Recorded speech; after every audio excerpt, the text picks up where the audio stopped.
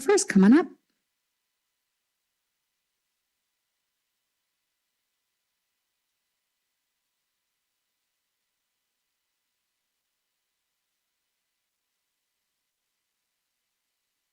Press the microphone and keep holding it. Oh.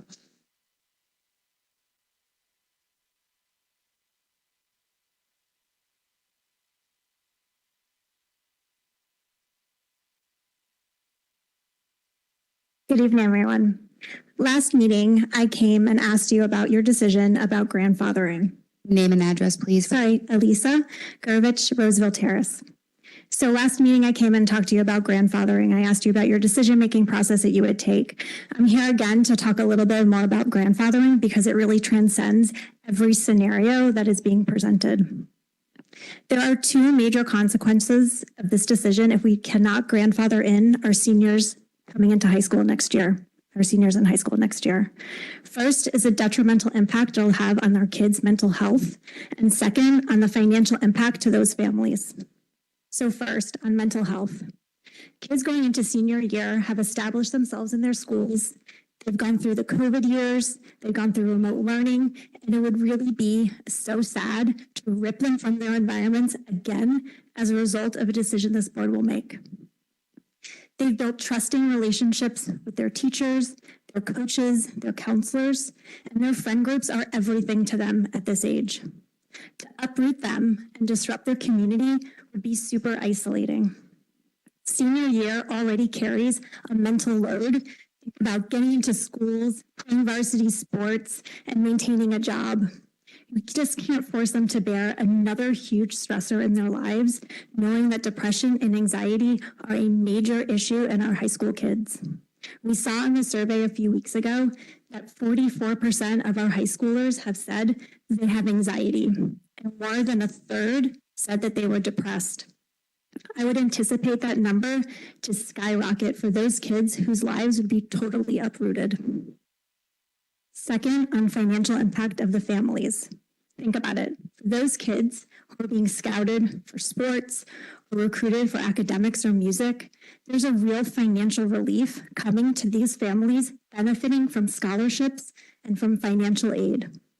These kids have worked hard with their teachers and their coaches, and there is no way they will be as productive or as successful in a new environment. That's time. Thank you. Thank you. You can submit if you want to email the rest of it, you may at any time. Thank you. Thanks.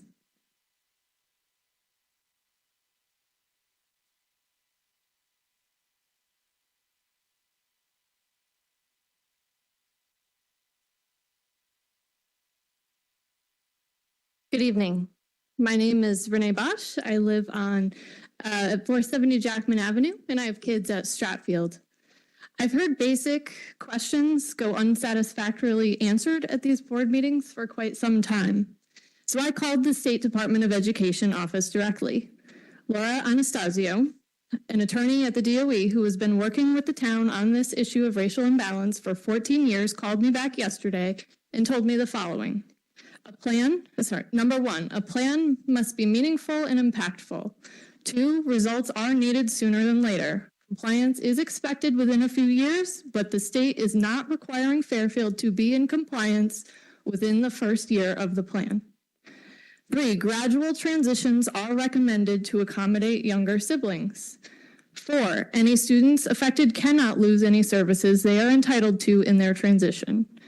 Number 5, McKinley cannot be the only school impacted, which she acknowledged it makes it harder, but the plan has to involve/impact more than just McKinley. Her words, not mine. Lastly, I want to point out that in a July 30th article published at ctinsider.com, Anastasio also said the town also needs to replace a DEI position in its public school system after hearing the position is no longer filled. Anastasio said in reference to diversity and equity training, we have a lot of resources available at the state level that we can share with Fairfield. They need to ask for it, so we're there to help. At the last Board of Ed meeting, my husband asked this board and the superintendent what resources or experts in diversity and equity studies you were leaning on during this process, and not one was referenced. I do not know any board member to be experts on equity themselves, and I certainly am not one either. But I do know for sure that in the year 2023, and in the town of Fairfield, Connecticut, we should have the right people at the table to help guide decision-making. Please involve diversity and equity experts in the evaluation of any plan intended to address racial imbalance. Thank you.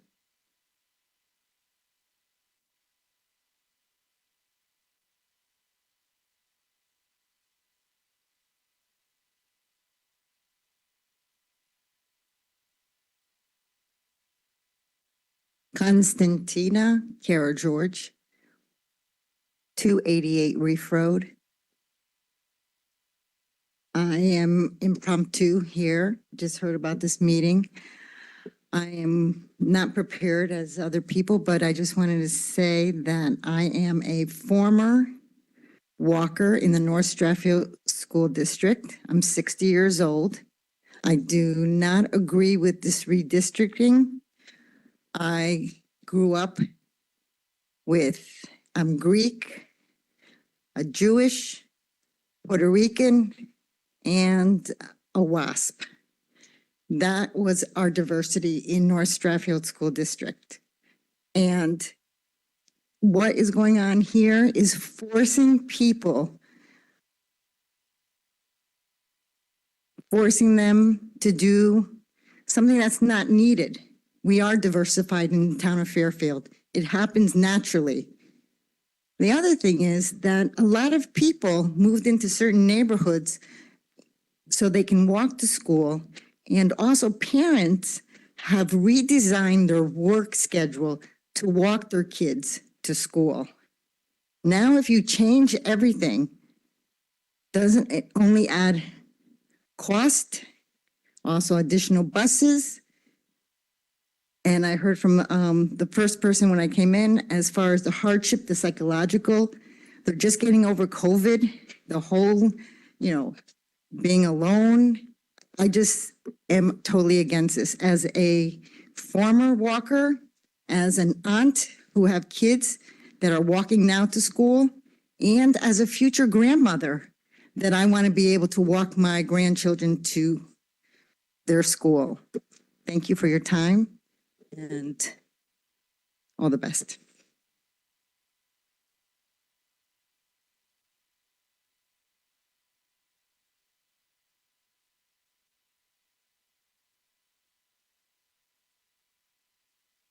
Hi, Melissa Miller, 550 Old Oaks Road.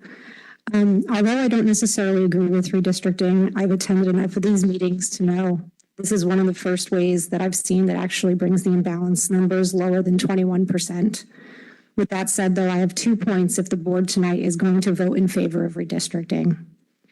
Any chosen scenario, these must contain contiguous lines and must not result in a satellite for any neighborhood, such as what I saw in 4B and 4F, my particular neighborhood, and I believe some others. We need to ensure that any further iterations of these plans, finalization of these plans, accurate in using maps that are current. I went on the Fairfield GIS website today. The map is accurate. I have no idea where SLAM is pulling their information, but it is so frustrating to continue to get maps that create satellites and are not updated for our kids. For my second point, I'd like to say that if the board does vote to proceed with this redistricting, that we really do need to think about the kids that are impacted and how this will impact them if we move the masses as are being seen in any of these scenarios. Like I've heard others say, the state does not need to see this all done in 1 year. We understand that it needs to be done in the next couple of years. We need to phase in a rollout plan where incoming kindergartners start, the following year, more incoming kindergartners. We just need to think about how this would be for our current students. Let's think about how to roll this in so it's fair and just. I know this will take effort, but the majority of people who are here in this room are because they don't want to see their kids ripped out of their elementary school. We've heard plenty of people talking about COVID and the mental states of our kids. That is real. That is why people are here. It is not necessarily against redistricting. It's against moving their current kids who are comfortable with their school. With proper analysis, contiguous lines, this type of plan should be possible. Thank you.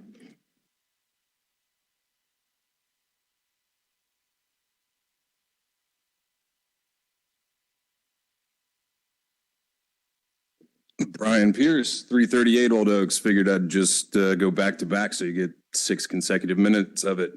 I sent you guys an email after the last meeting on the 29th, so a little of this will be just emphasizing it. But my understanding of a contiguous redistricting, as the U.S. Congress defines it, is a district is generally thought to be contiguous if it is possible to travel between any 2 points in a district without crossing into a different district. Superintendent, you've already emphasized the existing bus constraints. If you look at our specific situation for Old Oaks, Eagle Drive, and Webb Road, you cannot access that without driving on Brooklawn Avenue under 4F and 4B. You have to cross through Stratfield to get to us. This is not a contiguous proposal. We want to keep our neighborhood together. We've already tried to emphasize the community aspect, but 4F is not a contiguous redistricting, which was my understanding of a priority from the board in our last meeting. And please refer to the email I sent you guys before. I do want to reiterate, I think you guys are doing a great job and have the best intentions. But again, 4F does not meet the criteria you guys have provided. Slam. Happy to forward you my email again tomorrow. Thank you.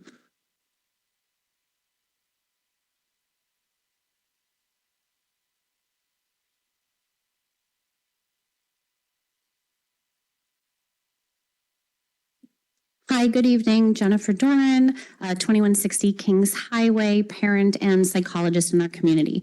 So I'm following up on a letter that I sent for the weekend. I just want to highlight that what we are talking about with both of these scenarios is a major and disruptive change to a cohort of children who, as you've heard, right, have lived through a devastating pandemic, resulting in having their normal educational and social emotional experiences radically altered.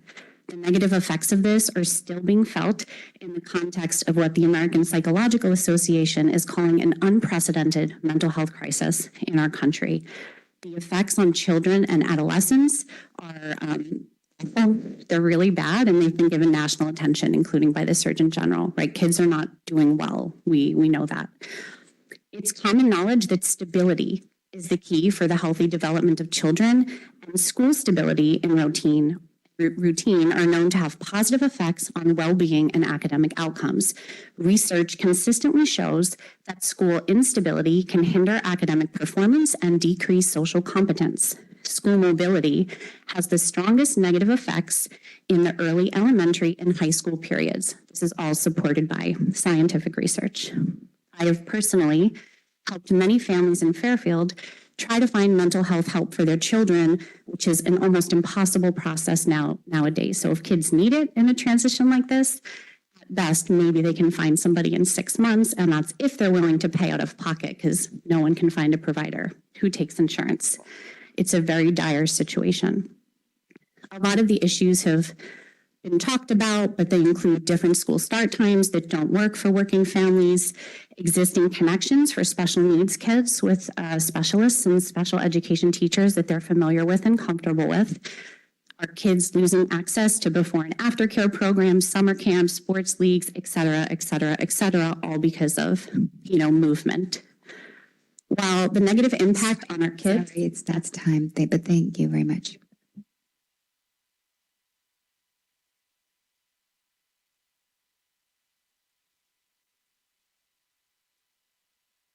Hi, my name is Wendy Sines, and I live in 302 Zoes Drive.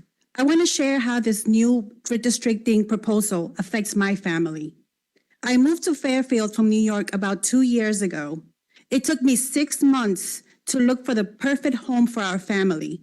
I chose a house in the university area and purposely chose Holland Hill so that my then 5-year-old twins could walk to school every day.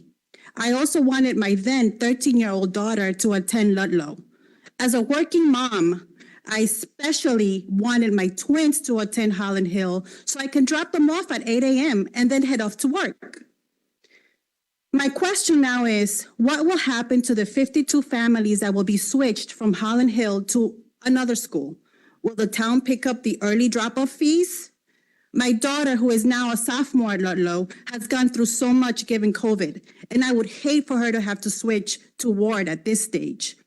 I propose we explore the volunteering option first. Keep walkers untouched and leave the high schoolers alone. They have been through so much already. Most importantly, find ways to involve everyone who lives in our community. Talk to the minority population. Some are too busy working 2 jobs and are not able to come to this meeting. If we're changing their lives and our lives, we should make a bigger effort to keep them informed as well. There might be some language barriers. I represent a Latino family, but I don't see others like me voicing their thoughts here. Thank you.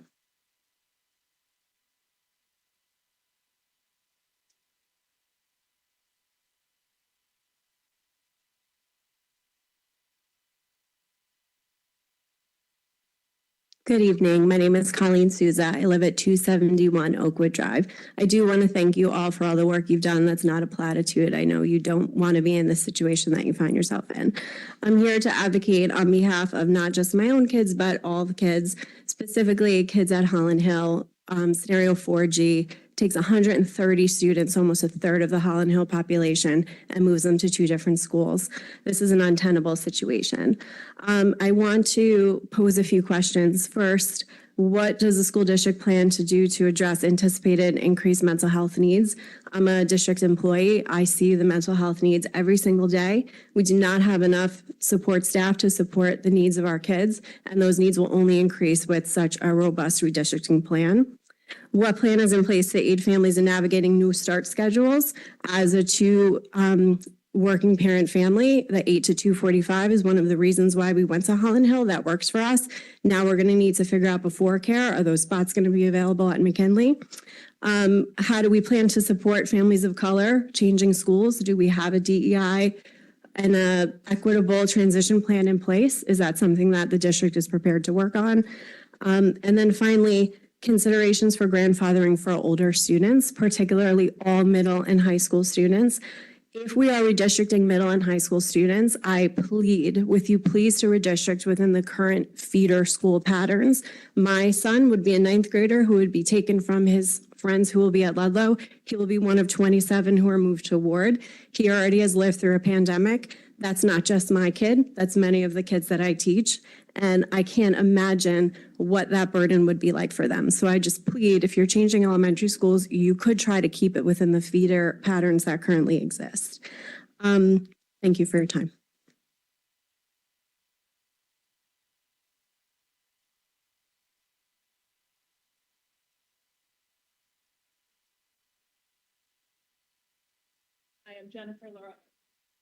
Hi, I'm Jennifer Lariah. I'm also on Oakwood Drive, 135. We're also a Holland Hill family. We're walkers. We love that about our neighborhood and about our school. But it seems that Plan 4G would take our community of walkers from our school, bus us across Black Rock Turnpike, and we would be redistricted to McKinley. We are among the closest neighborhoods to Holland Hill, and yet we would be moved.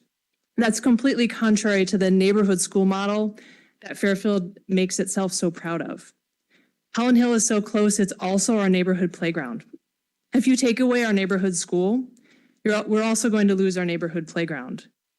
Each time we brought our son there, we would just be serving to rub salt into the wound that the school that our son loves, where he loves his teachers and where many of his friends go, he would no longer be allowed to go there.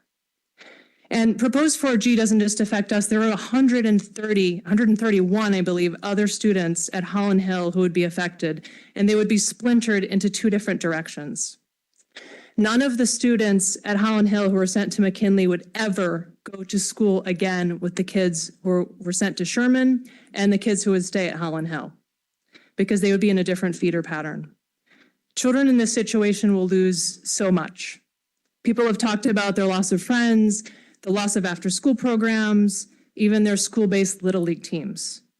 And the Holland Hill families who would be displaced would have to manage making new scheduling arrangements. As other people have said, Holland Hill starts almost a full hour before the other elementary schools in our district. And as many people have said, I think it's really important to acknowledge that we are in very unprecedented times. Our children have lost so much. And our kids, despite all that, they've developed real attachments to their schools. They've made friends, they have trusted teachers, and they found security in those routines. If you take that stability away and if you cause those significant, if you disrupt those attachments, those Sorry, effects will be it's fine, traumatic. But thank you.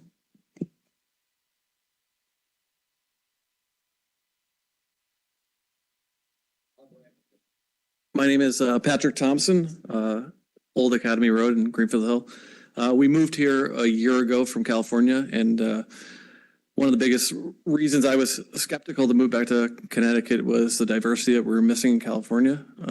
And we actually chose Fairfield because of the diversity. I think I don't have as structured of a thought plan, but it seems pretty apparent that this is going to divide the town. It's going to bring neighborhoods against each other. Potentially a lot of resentful people are going to come from this. And a lot of people choose their houses and where they live based upon what they want for their children. My children would have to go to 3 different schools that were not planned upon them beforehand. And these plans would affect 1 in 5 children, and none of the results seem really that significantly improved.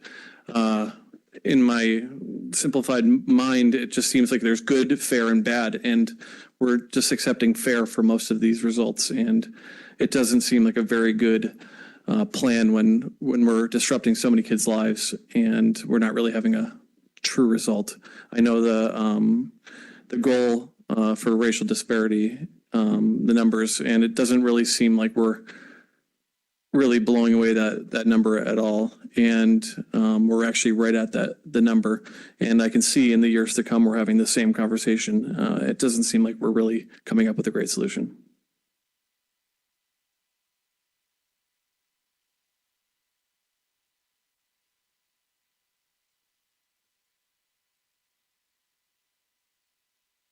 Hi, everyone. My name is Kristen O'Neill. I live at 272 Home Fair Drive. I am a Jennings parent. I am also the Jennings PTA Board of Ed rep. And I'm here tonight just to highlight something that is in scenario 4F. And I know you will all talk about it tonight. But I'm also here to speak on behalf of the CLC parents at Jennings. Plan 4F moves both of the CLC classes at Jennings to Stratfield. And I have sat through many of these meetings and I completely acknowledge the need for the ECC classrooms to be clustered together. I've heard all of that. My son went to the ECC and I truly believe that they deserve space where those students can thrive. However, I don't think it's completely fair then to move the CLC students. One of those CLC classrooms has been there for a while and one of them was just moved this year. So to take that vulnerable population, and I've spoken to some of the parents who have students in that program, to move them at this point just seems cruel when some of them are kind of just making their own community this year. To move one vulnerable population or another, in my opinion, and a lot of the parents there, just seems cruel. And if we could just kind of keep them in mind when we're making this decision, that would be appreciated. Thank you.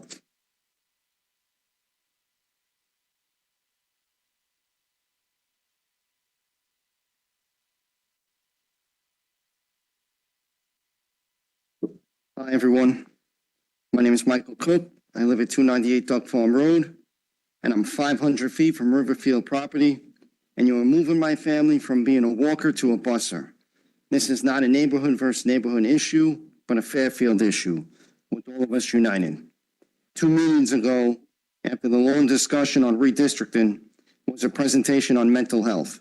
The irony, as if the redistricting conversation didn't just happen, I wanted to add the attention to the rise in adult mental health as well, and how even grandfathering would not work. Please read the statistics emailed to you on the rise of adult mental health. The redistricting issue impacts not only our children's mental health, but also the parents as well.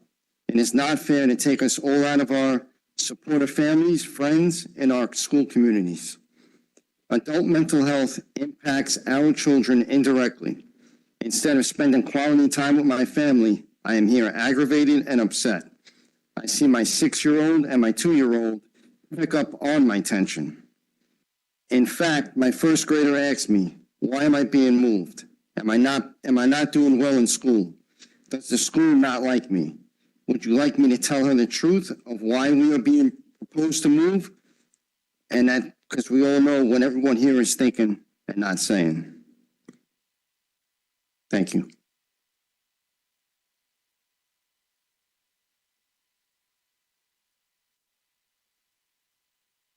Good evening. My name is Liz Cook, 298 Duck Farm Road. To add to what my husband just said, kids don't care if the whole town is shuffled. It's not easier on them. I remember when I was in 6th grade and I was moved to another school 5 minutes away, I was devastated. I remember sleeping with my 6th grade class picture under my pillow for an entire year because I missed my classmates. And this is how I feel. I'm tired of the government telling us what we should be doing, we should be feeling. If your experience with redistricting was great, it may not apply to the rest of us. I'm tired of the state preaching green energy, but doesn't mind polluting the environment with more buses. I'm tired of politicians lying to us by trying to be cost conscious, but adding extra strain on our families to support these plans. I'm tired of the government telling me what is best for my children. Let me and my husband decide on that. I understand politics and logic don't go hand in hand, so let me make it very easy for you. Don't overcomplicate it. No to redistricting. No one wants this, and represent the community that puts you in this role you are in. This goes to our local leaders as well as the politicians reviewing this on the recording. Instead of using this time, energy, and money to focus on desperately needing school renovation so kids don't miss class on a hot day, renovate the schools from serious health and environmental issues. And I have an idea. Why don't all of you who want to redistrict, all those in political roles that support the law, why don't all of you lead by example and uproot your families and shuffle your kids around to different schools? Go ahead, I urge you, lead by example, leave the rest of us alone. Thank you.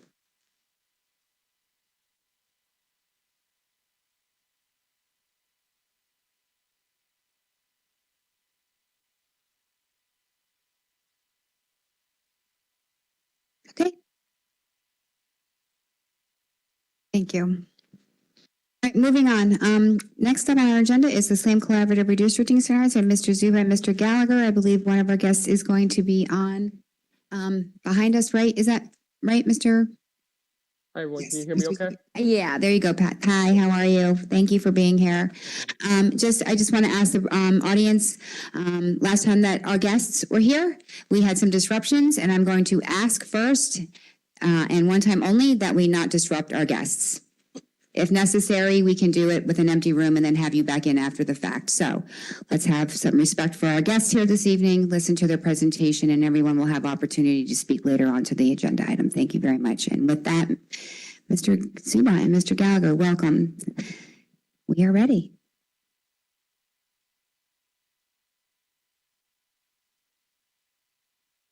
Good evening.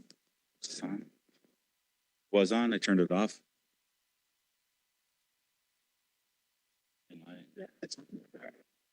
Good evening, everybody. Pat's joining me virtually. We're going to tag team tonight's presentation and discussion on scenario 4F and 4G. Just so there's no confusion, this is really a revision to scenario 4. Those that may recall scenario 4 from back in June, where we had the 3 ECCs at each of Holland Hill, Jennings, as well as North Stratfield. Both of these scenarios aim to move some larger peer groups as well. That was something that we heard, as well as being able to now achieve a benchmark of 21% from an overall racial imbalance.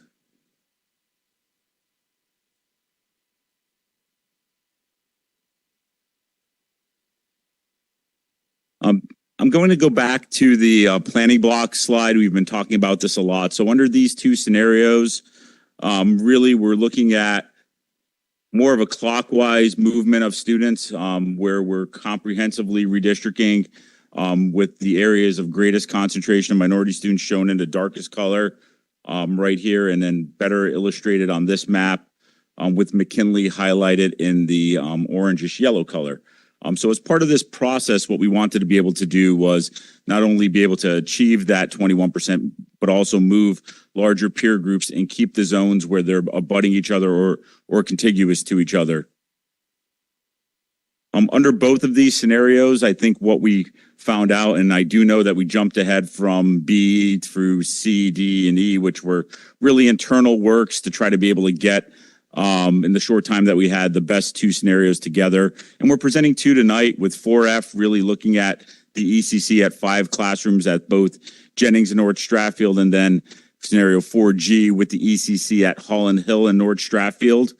As Pat will talk about in a little bit greater detail, when we compare these back to scenario 4, having the larger ECCs concentrated in 2 buildings, we were able to keep larger student peer groups, so those planning blocks as we began moving students around to be larger than they were in that original scenario 4. But what we also found was that with both facilities sort of centrally located, that there's not a tremendous difference between 4F and 4G just due to the placement of the ECC program. So with that, I'll pass this off to Pat, and if you want to run us through the 2 scenarios, Pat. Sure. Thanks, Mike. So to start with scenario 4F, as Mike mentioned, the main difference between 4F and 4G is the placement of the ECC classrooms, and the overall kind of approach and philosophy and what we're trying to accomplish is largely the same between those 2 options. So as was directed to us after our last meeting, we're maintaining that traditional redistricting approach, keeping all 11 elementary schools open. We're prioritizing racial balance, striving for all schools within about 21% of the district-wide average. Under scenario 4F, we did shift or place the ECC in Jennings and North Stratfield. Jennings being one of your smaller schools, we had to shift the CLC classrooms to Stratfield, which has some available space since the ECC will shift out of that building. And then, as Mike had alluded to, one of the differentiators between the scenarios is that whatever building ECC is located in, we have to shift some K-5 students out in order to be able to free up enough classrooms to accommodate the ECC. And so in this scenario, students were shifted out of Jennings and North Stratfield to accommodate the ECC. So the next slide shows the map of scenario 4F highlighting the elementary change areas. Overall, this would impact about 17% of our elementary students, and that impact is spread out more throughout the district. And as Mike had alluded to, this kind of illustrates that clockwise shift where we're shifting students out of McKinley, and I'll start there and kind of go clockwise and illustrate these. We're shifting some of McKinley to Holland Hill, which is highlighted in the red. And then the southern part of McKinley that's south of I-95 gets shifted to Sherman. We are also shifting some Osborne Hill students into Holland Hill as well to try to help with the racial balance at that school, knowing that some of the other options we looked at got Holland Hill over that 20% mark. We also shift Holland Hill students into Roger Sherman as well, again, the area south of I-95. And then that creates the need to do a series of shifts in order to move students from the southern part of Fairfield to the schools in the northern and northwest part of Fairfield where there is some available space. And so under scenario 4F, we're shifting some of Roger Sherman to Riverfield, a pretty dense area near Reef Road, over 40 students. And then another area of Roger Sherman to Mill Hill, called out in the purple. And neither of those schools has enough room to accommodate those Sherman students, so that then causes kind of the domino effect here. So in Mill Hill, we're shifting 2 areas totaling about 85 K4 students to Dwight. We're also shifting an area on the northern part of Riverfield to Dwight as well. And Riverfield particularly being a challenge just because the area of Riverfield closest to where closest to the schools with their space is also very close to the Riverfield school, but something we just cannot avoid with that clockwise shift. We're also shifting some students from Dwight to Burr, which is called out in blue, kind of in the northwest center of the map. Shifting some students from Jennings to Burr, and then flip-flopping that with a small area of North Stratfield to Jennings that's quite proximate to Jennings School. We're shifting a small area of Jennings to McKinley that's closest to McKinley to help with the racial imbalance. and also shifting a small area of Stratfield into McKinley, again, focusing on the area that's closest to McKinley. And then the last move in the kind of lime green is shifting about 50 or so students from North Stratfield to Stratfield, again, to make some available space for the ECC. The map on the following page just gives a high-level overview of what this map would look like. We tried to maintain walking areas to the greatest extent we possibly could, but using that traditional neighborhood approach, impacts to some walkers is something that we don't believe can be avoided. The next slide just shows program placement. This is similar to what we've shown for all the other scenarios. We really just highlighted in red the areas where programs are changing compared to what we've shown in the past. So highlighting the 2 classrooms shifting from Jennings to Stratfield for the CLC program, and then reserving the 5 ECC classrooms each at Jennings and North Stratfield. We are retaining the ELA program at McKinley during this scenario. The next slide shows racial balance, using our 7-year look back. So this option would be compliant with the state racial balance law for all years.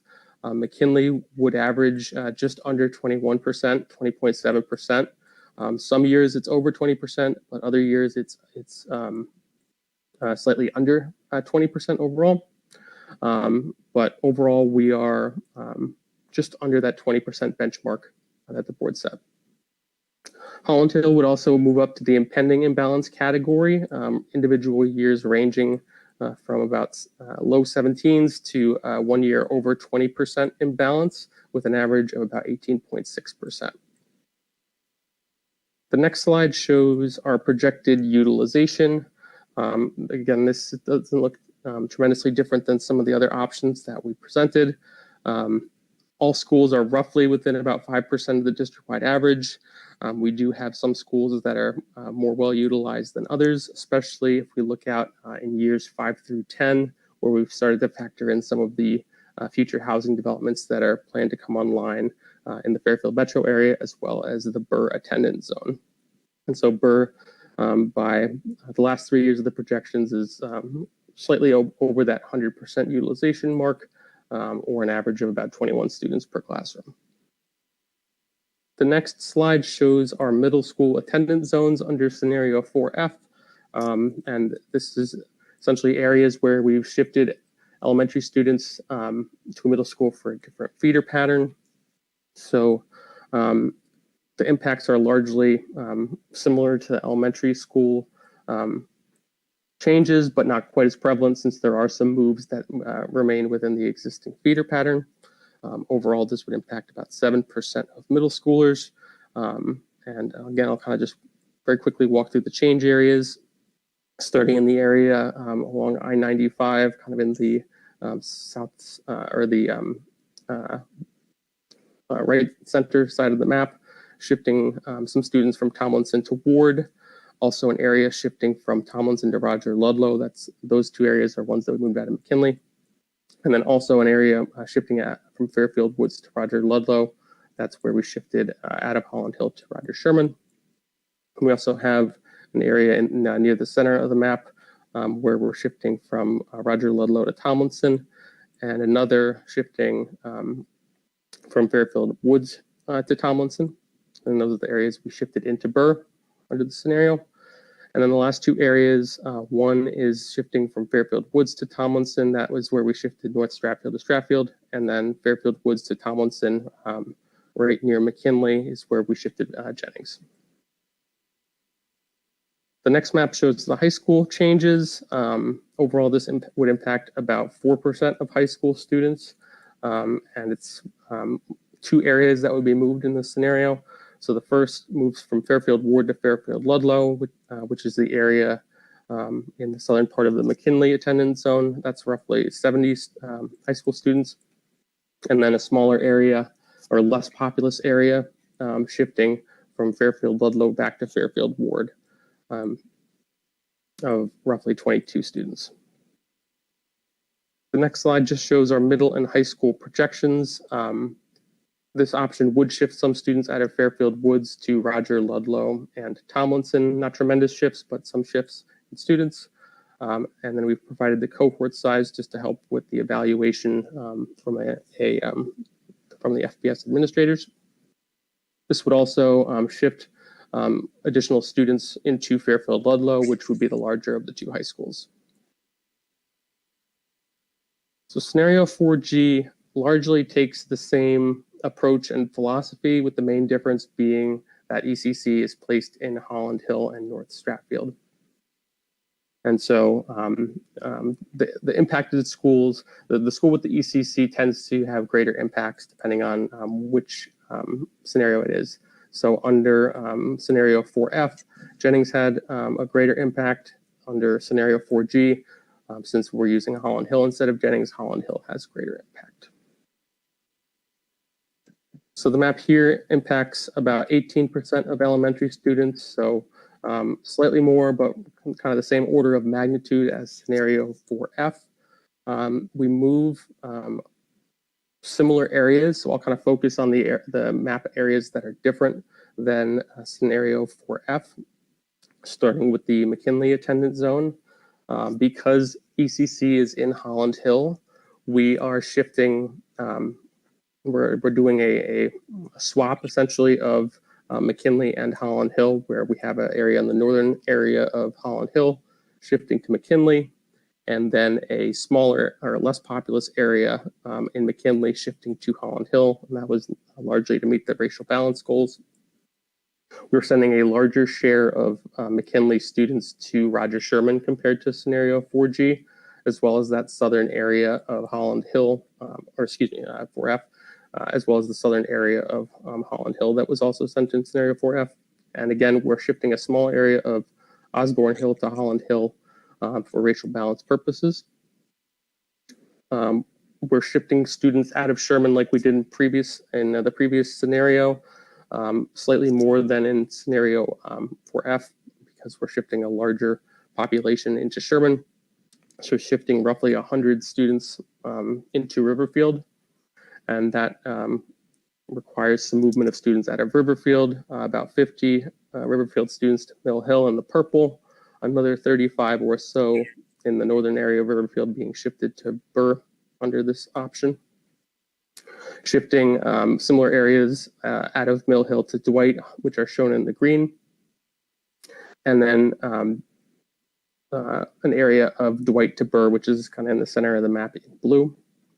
Because ECC isn't in Jennings, we actually were able to move some students into Jennings. In this option, we shifted an area of Burr into Jennings that was the closest to Jennings School.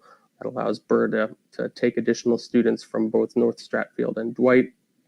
So an area of North Stratfield shifted to Burr, kind of in the center top of the map. And then finally, an area of North Stratfield shifted to Stratfield in the lime green, kind of in the upper right corner of the map, again, to create that space for the ECC. And the next map, again, just shows that overall snapshot without the change areas. In terms of program placement, this keeps CLC in the classrooms that it's in today and the ones that you plan to grow into as directed by the administration. ELA shifts from McKinley to Stratfield under this option. We have those ECC classrooms that are vacated at Stratfield, and so we felt the ELA program was a good way to utilize that space. And then, as mentioned earlier, ECC moving to Holland Hill and North Stratfield.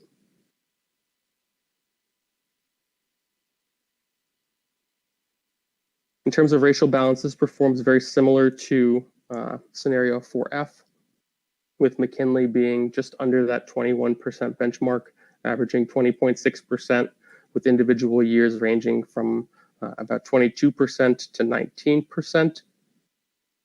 And Holland Hill would have also been in the impending category for 5 of the 7 years, the 5 most recent years, ranging anywhere from 13% up to 19.4%, and trending on a slight upward trajectory there. Although we would note that if pre-K or if ECC was at Holland Hill, in the eyes of the state, the comparison would be relative to the pre-K5 district-wide average, not the K5 district-wide average. So the utilization is quite similar to scenario 4F, some minor differences from school to school, but overall,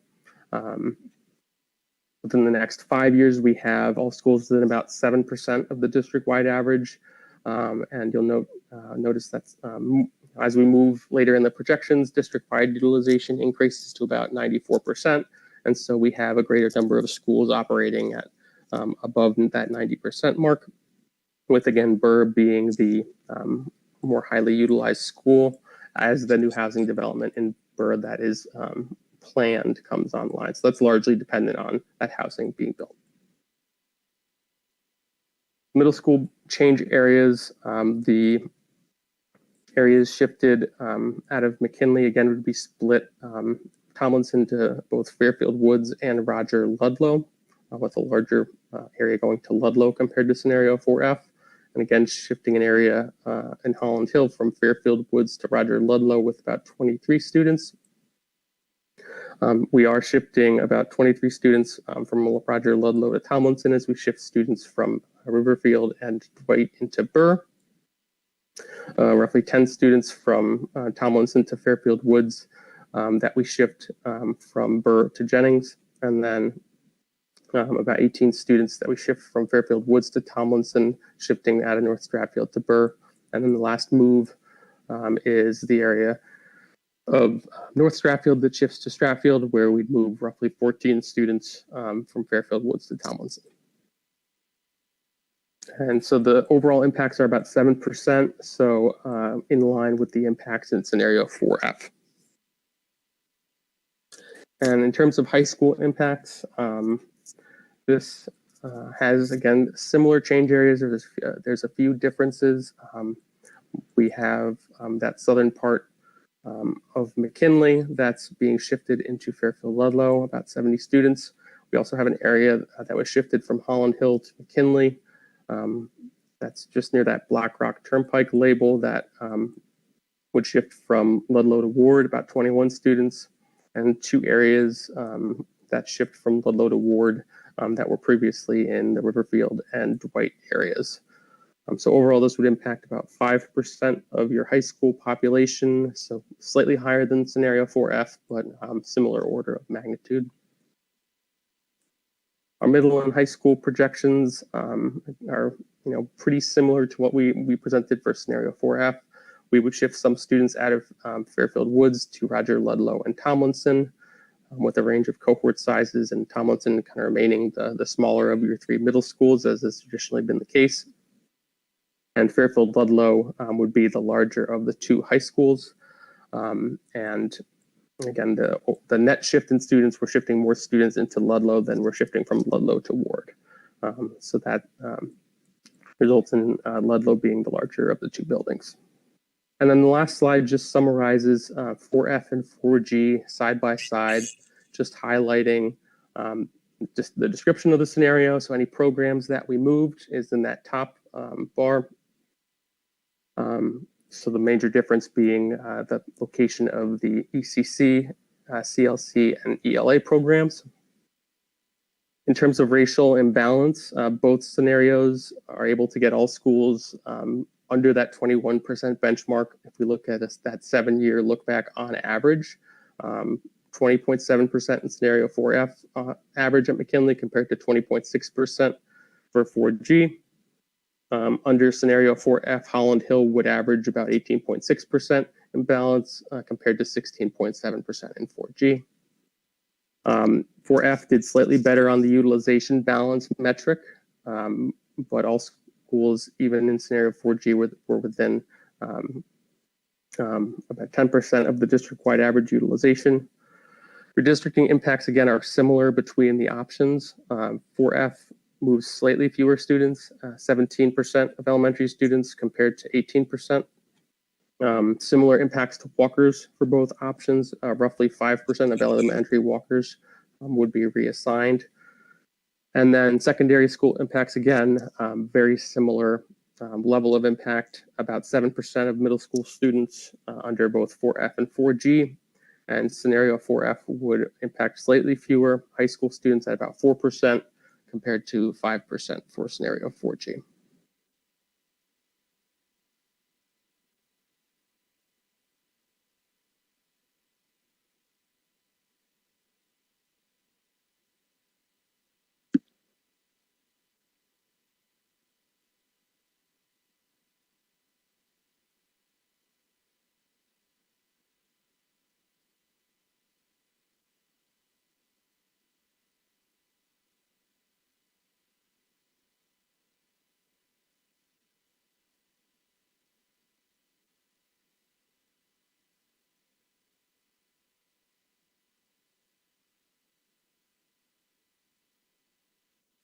Thank you very much for your presentation. I'm just going to jump right to the board and open it up for questions, comments. Mrs. Gerber.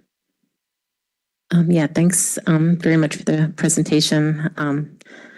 I just, one question I just wanted to ask you, because we have been asked this a lot on emails, and I know that we don't have the specific street list yet or the maps or anything like that that are really specific, but there seems to be from the one Stratfield area that there's like a road that doesn't exist that is used as a dividing line. I'm just wondering, I'm not sure who to ask the question of. I mean, has that been looked into? Because it seems like this has been like a theme, and I just didn't know if that would possibly change at least that aspect of the plan, because it sounds like there's a road that doesn't exist that does exist in these maps that is kind of being used as a dividing line. Renwick Road, I think it's called. And that relates to what in particular? Stratfield. I understand the area, but is it paper road? Is it a real road? It's not a real road. Right. So But how does that impact the redistricting option, I guess? That it cuts a neighborhood in half, that basically there's a road, Algonquin Road, that goes and it ends at the Brooklawn Club. And apparently part of that neighborhood, that there's really only one way. It looks like the road can get them, keep going out of Algonquin, but that road does not exist. So I just think it's important because Are there other areas in town that has a road that doesn't exist where students drive through another area to get within the school they're zoned? I don't know. I'm just specifically asking about this one neighborhood because we've gotten a lot of emails saying this keeps coming up in all the different iterations that we've gotten, and this road does not exist, but on these maps it exists. Pat, can you look at a Google or GIS map? Essentially what it comes down to, and sorry, Mrs., is that it would create like a mini satellite zone. That's basically it, because they'd have to drive through. What I'm asking is there currently an area where in order to get to the school that you're zoned, the transportation route takes you through another elementary district? There absolutely isn't another one. Oh, I apologize. I was referencing the Stratfield one. No, I'm asking globally, is there another road that may be zoned to a particular school where you have to drive through another zoned elementary school to get to the school that you're zoned for? So is there a precedent for that? Because we didn't know that was a criteria when we looked at the contiguous districts as abutting up against each other, not how they would travel to get there as part of this work. Right, but I guess what I'm asking as a consultant, is there a precedent where there's no other elementary street, neighborhood, or house that drives through another zone in order to get to school? So I guess I can't think of one off the top of my head, but it's a pretty big district, so I don't want to say definitively no. I think the point is that this is a dead-end road, which means that the people who live at the end of the dead-end road will drive through a different district. That's the only way out of that neighborhood. So again, this is just a question that we've gotten a lot of emails about, and it does seem that if the maps that are being used has a road that does not exist anymore, it might be helpful just to revisit that. That's all. I just wanted to get some clarity on that. Pat, can you look on our GIS to see if they can actually get to McKinley? Because it was my belief that there was other roads that connected them to McKinley. So I believe that's the area near the country club. Correct. Yes, so it's like, There's no town roads or state roads that would allow them to be able to drive to McKinley is what? Okay.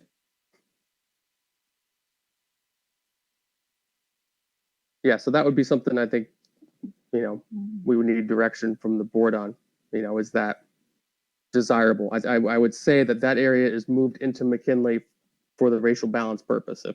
If that area was not shifted, that may be challenging to hit that 21% metric. Can I just piggyback on that? I think what Mrs. Gerber is saying in the emails, a specific question has been, how come the maps that you guys have are slightly different than the maps that maybe some people in the public have? And that's just the question, which are the ones that we're referencing are the newest and most accurate. Yeah, so we have data that we use. Whether or not there's an abandoned road, which may have been abandoned, honestly, that may not be the only occurrence on any of the maps. And even some of the town maps probably aren't 100% reflective of what was most recently built. So we can look at it. If it's something that the board would want us to change, I think the part of the impact would be that it would then lower or not lower the absolute imbalance. It would be closer to probably 22, 23 versus 21%. I think, Pat, what you're saying was that was a move in order to be able to achieve better racial balance at McKinley. Correct. And the fact that road, or I didn't know that they could not be transported to McKinley in any way without that road. I didn't know that there was no other roads that connected them to McKinley. I'll look at it on the screen when I get back to my office. Kirsten, can you just call out the map, the name of the road? So yeah, what it looks like on the more high resolution maps that we got from you is a road called South Renwick Drive, right, which appears to connect to a road called Melville Avenue, which is a major road.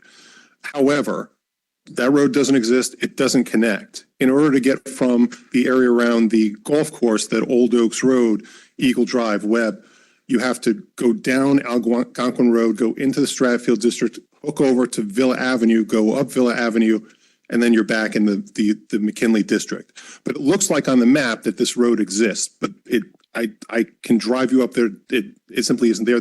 I don't know that there's ever been a connecting road from that neighborhood to Melville Avenue, which would make it almost walking distance from the top of the hill. It's just that the access isn't there. We're not going to do that. We're not going to do that.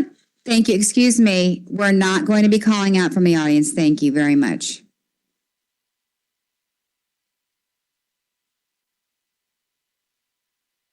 That's something we could look at if directed to do so. Also, I would appreciate if transportation looked at it. Presumably, that would be a busing issue of whether or not those students could potentially be bused from that area to McKinley. If it's impossible to bus them and they're outside of the walking to McKinley, I would recommend then we would probably want to look at a way to revise it. But I would leave it up to the busing and transportation to make a determination whether or not they can be transported at all before we try to determine whether that's feasible. I haven't driven every street in town. I don't know that area intimately. I apologize that the mapping that we pay for, that we get through the town, is not the most recent. There's always little cases of abandonment, and so sorry for any confusion that created. But we looked at the area that was most in closest proximity from Stratfield to McKinley for that move, rather than what we had done under what I'll call was a real satellite zone, where it was an area that was disconnected. Not disconnected because the road has been abandoned. They're contiguous. Okay. Any other questions on either of these scenarios? I have a couple.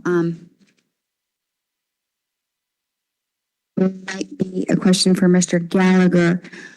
I'm going to go to the maps, the elementary map for each of these. So, sorry, this does not have a page number on it. The one that has the call outs on it, the 4F. There is a segment of Mill Hill that it's one bubble but two lines. So there's 85 students. Mr. Gallagher, can you tell me the specific numbers for each of those two segments? I don't have that info at my fingertips, but I'd be happy to provide that. Okay, and then just the same for 4G, if you don't mind. Sure. Just because it's in one of the, it's just odd that they were combined. And then I think for, there's one of the same, there's three instances of this. It's also on the high school maps, I believe, for 4G, where you have two different pockets with one bubble for 27 students and 4G, Ludlow going to Ward. But I'd just like to have an understanding what the numbers of those are, those two pockets, like independent from each other, please, if you have them. And then do you guys have the net walker numbers on you by hand by any chance for both of these? We had gotten for other scenarios numbers. So on the last slide, we did have a I know. line in the table. It's about 5%. Yeah, but in the other scenarios, we had gotten bussers who become walkers, walkers who become bussers, and then like a net number. Did you happen to do that for these two? We didn't have enough time. You didn't do that? Okay, so that could be something we could follow up on if we were interested in. Yeah, and there were several areas too where we would like to consult with transportation, where they may have been, within the half mile as the crow flies, but we don't know the intricacies of your safe routes policy. So that would be something to do with them. Okay. Anyone else? Mrs. Vitale. This is really just curious, just looking at the map, just, what you would think a district looks like. Was there ever any discussion about the northwest corner that goes to Burr that's, seemingly very close to Dwight ever being redistricted to Dwight? Dwight goes all the way, Burr goes all the way to Sturgis Road. Like any talk about that movement? Just when you look at the map, we're sending kids to Dwight and it just. This area? I got shaky hand. Like if you just keep on North of the Merritt. Cross the Merritt for Dwight, you just continue going north. Like this? Yeah, I could speak to that, Mike. So with the scenario 4 family of options, we need to shift students from Dwight to Burr. Yeah.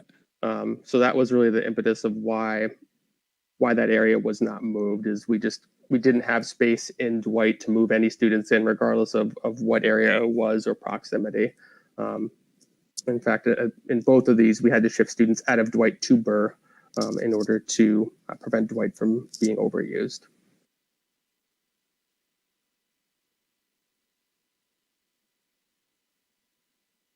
Gotcha. Just because kids from Mill Hill are going into Dwight. No further questions right now.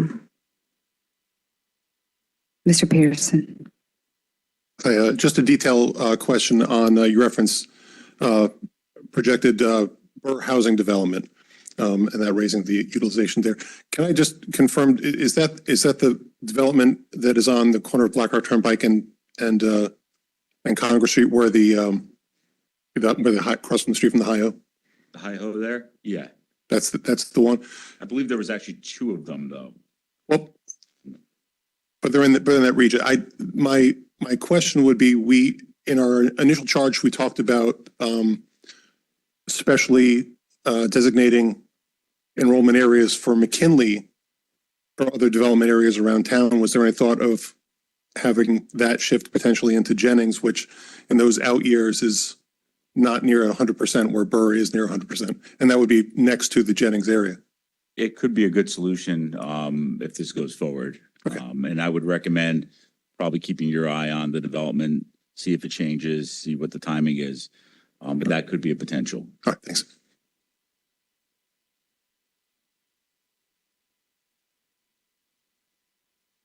No one else?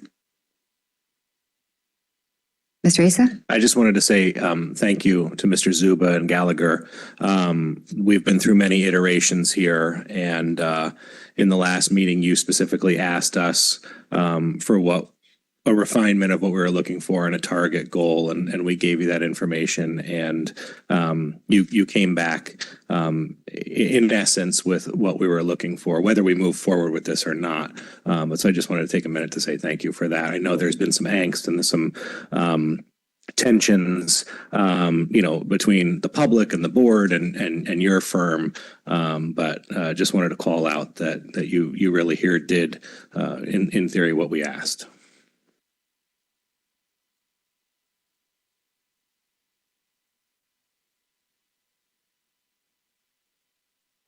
Mrs. Maxon Kennelly. I just wanted one follow-up to Mrs. Vitale's question. When you look at the projected utilization and and perhaps the specific neighborhood Mrs. Vitale mentioned, or I guess I'm not understanding why Burr, with the numbers it has, and then the numbers that are there for Dwight, why there was the perception that in fact population needed to be moved out of Dwight and couldn't be moved into. And I'm not seeing how the chart reflects that as a theory. Do you see what I'm saying? So I'm looking just at 4G right now, for example. So the one on the projected utilization, where Burr goes from 90 to 103, whereas Dwight, I don't believe at its highest, I think is around, why am I doing this without glasses? Whereas Dwight is going anywhere from 83, 86, 88, 89. So I guess I accept what you're saying, except that I don't see how these numbers capture that issue.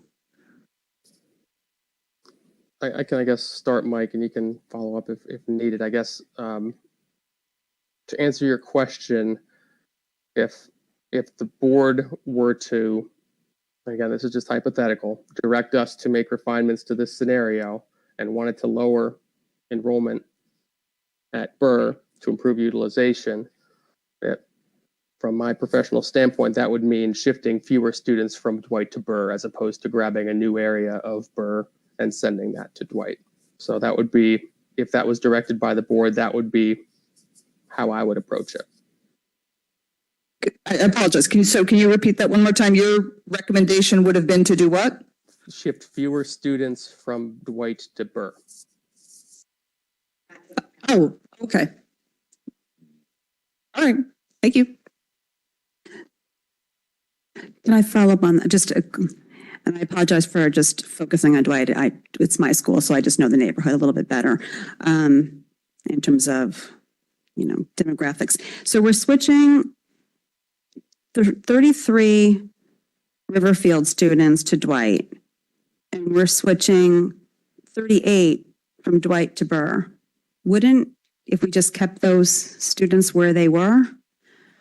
It seems like they swap out, like we're taking 30. I mean, I guess you could say that with every one of these in terms of this. So I will retract that question because it can be applied to every school.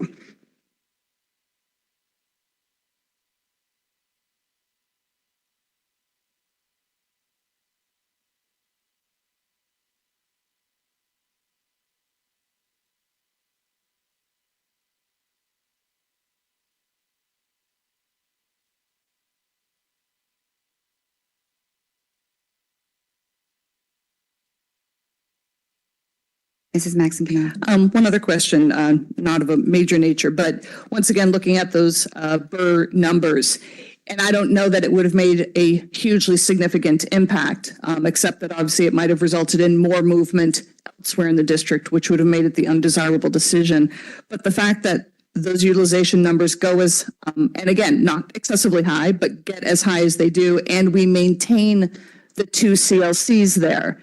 I was wondering if you could explain what wouldn't have been helped for those utilization numbers if those 2 CLCs had been moved. And again, sensitive to the point of the public of, again, wanting to be sensitive to the CLCs, but just as a pure numbers issue, if you could speak to that. Pat, do you want to get us started on this one? Yeah, sure. I mean, slide. I think our goal was to not move CLC unless it was at a school impacted by ECC. Again, if directed, anything's possible. And And certainly if you were to open up 2 additional classrooms at Burr, that would help with the utilization. That would need to be something that obviously we would rely on the administration to help guide where those classrooms could land. So that was our kind of process there, and then knowing that that's something that can always be taken care of as part of a refinement process, right? There's always little tweaks that need to be made, but our goal was to do the quick turnaround here to try to get this in front of you for tonight. So knowing that, I mean, obviously none of these are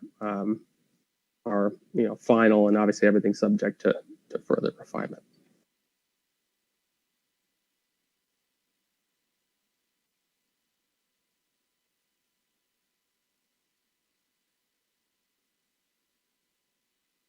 Last call?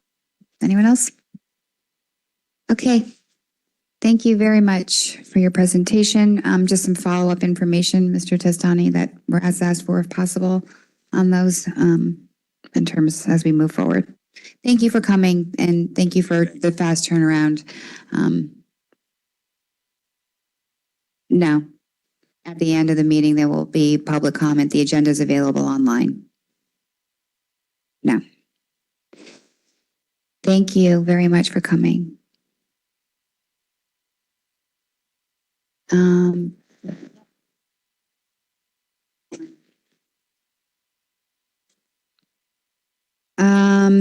So that went a little bit faster than we anticipated. We're missing one of our presenters for the next item.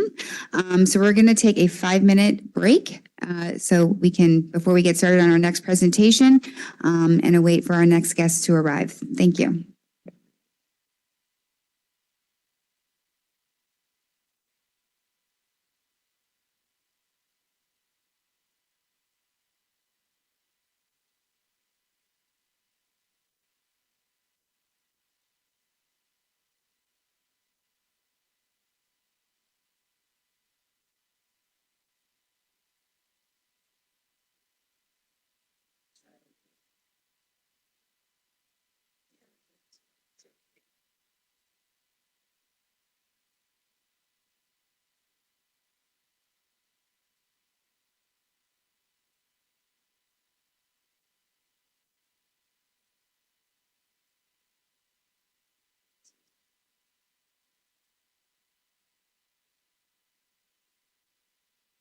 Yeah, no, I was on it. I was on it.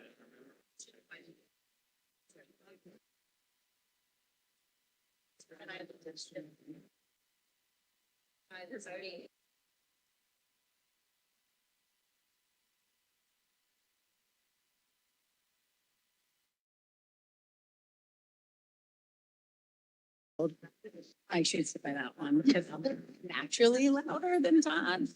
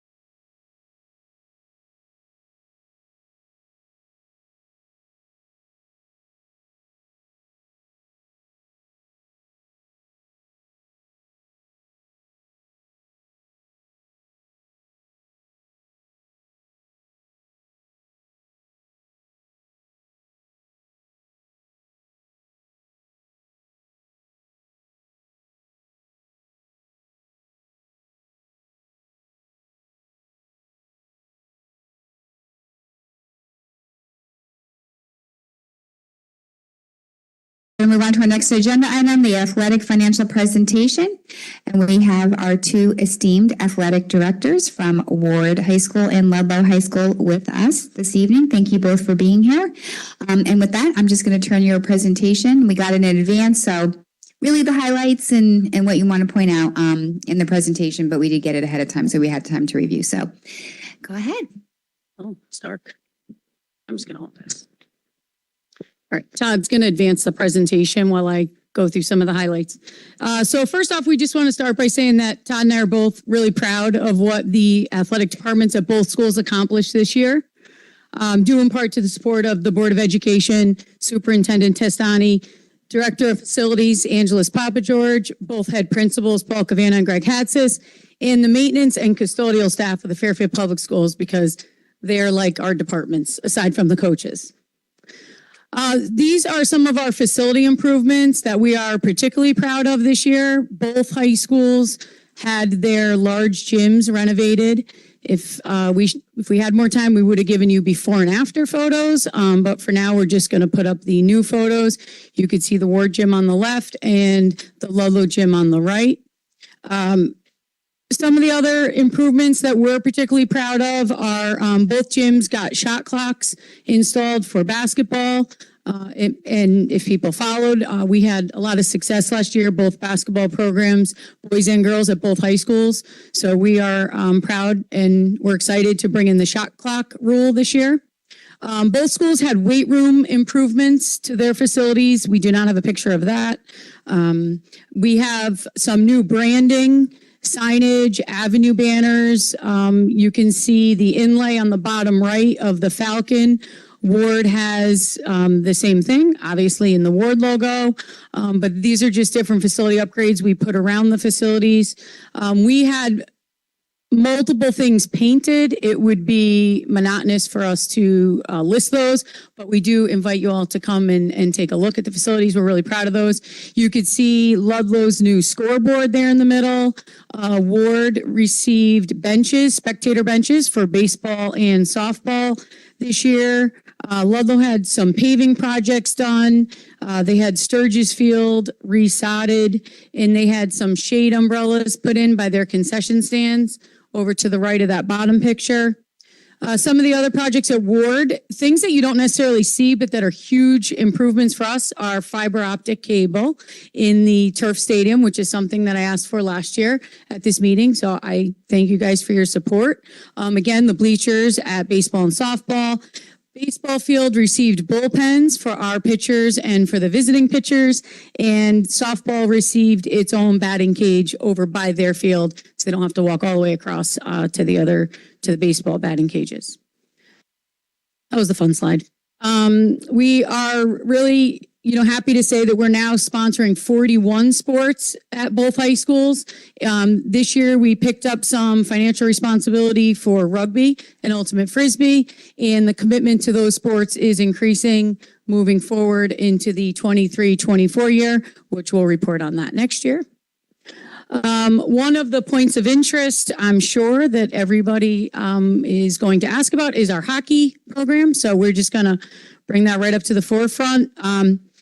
We are staying as one hockey program for both the boys and the girls hockey programs. The boys varsity will practice and play at Sacred Heart's new arena.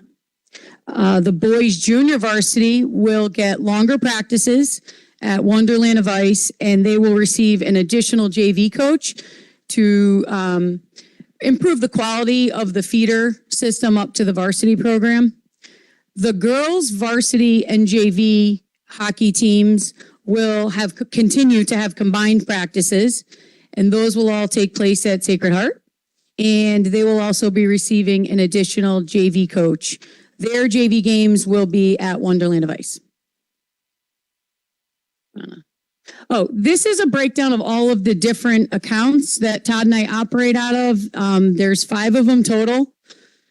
The school-based athletic account, what we wanted to point out here was that 71% of the school-based athletic account spending is on non-negotiables, and it's quite a miracle that Todd and I come up to the same. We don't get together to do this report until August, and the fact that we both get to 71% is amazing. But the non-negotiables here are fees, game workers, medical supplies, reconditioning, and transportation.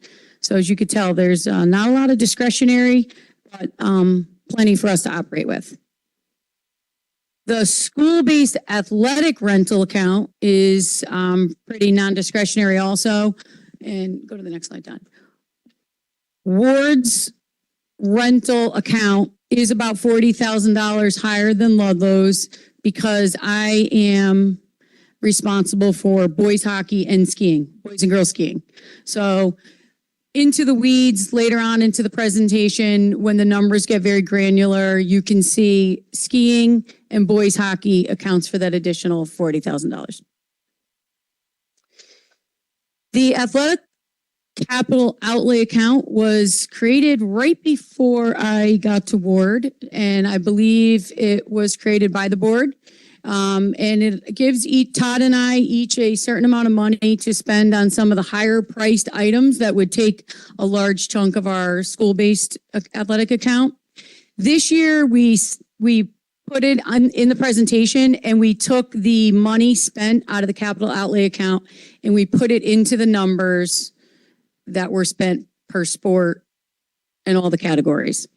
So we just want to point out that this year we did put this in the presentation. It wasn't necessarily pulled out this way last year.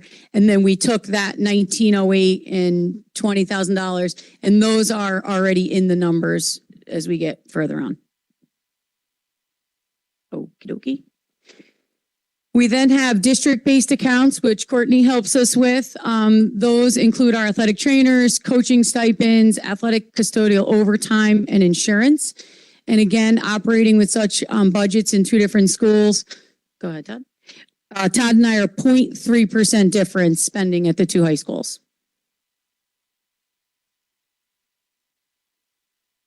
This is kind of the breakdown of everything combined in all of those accounts. The number's a little small up there, but Ward spent $994,681, which is an increase of only 0.5%, which with a budget of that size and an environment of, financial environment, fiscal environment, that's pretty good percentage.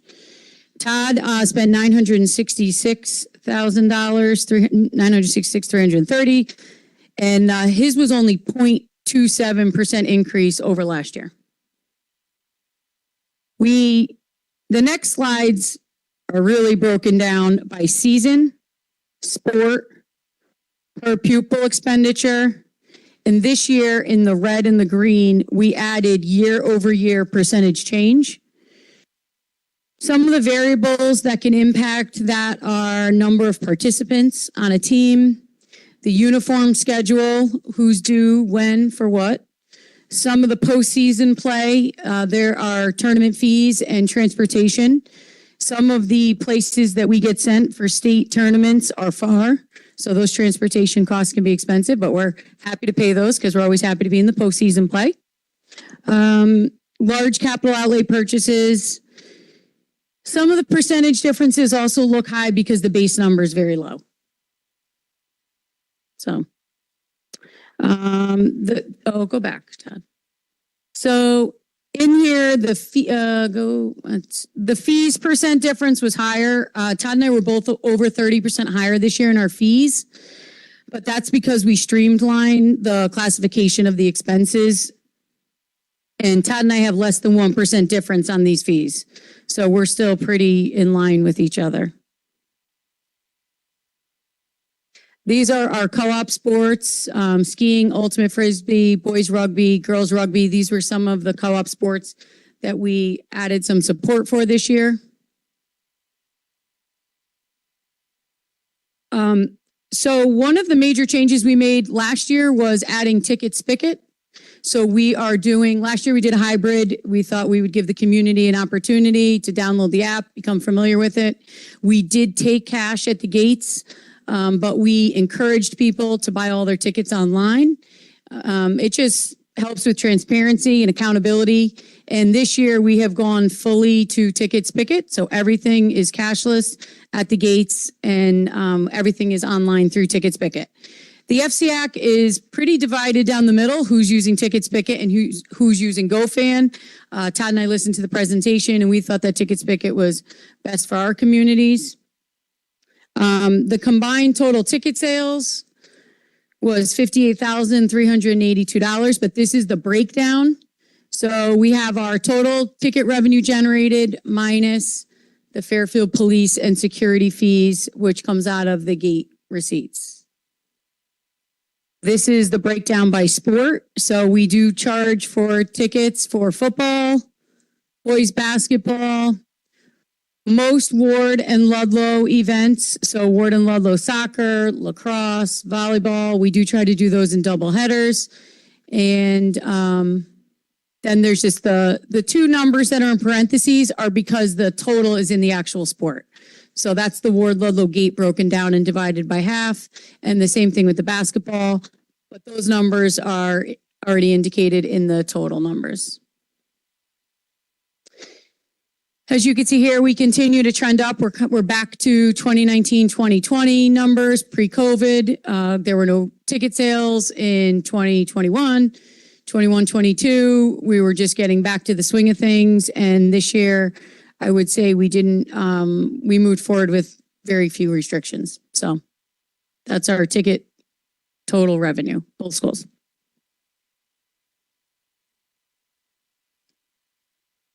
Is the fun part. So some of our athletic accomplishments, and we want to thank you for inviting us here with our student athletes and coaches. That's such a huge night for them. They enjoy it. I know it's, makes a longer night for you, but our student athletes and our coaches in particular really enjoy showing off their accomplishments. Some of the accomplishments of these student athletes is utterly amazing.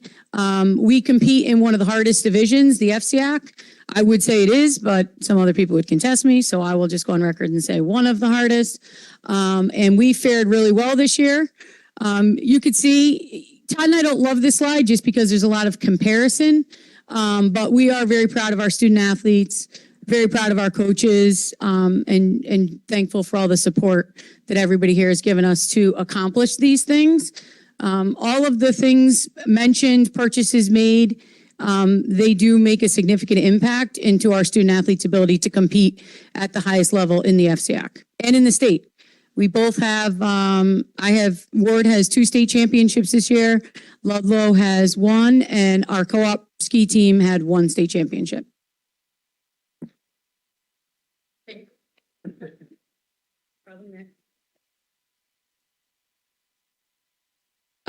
We do have some next steps for improvement just to continue to move forward in the pace and speed that we did this year. We are going to continue the long range and short range planning, and collaboration was really helpful this year with Todd and I on all the facility maintenance and upgrades.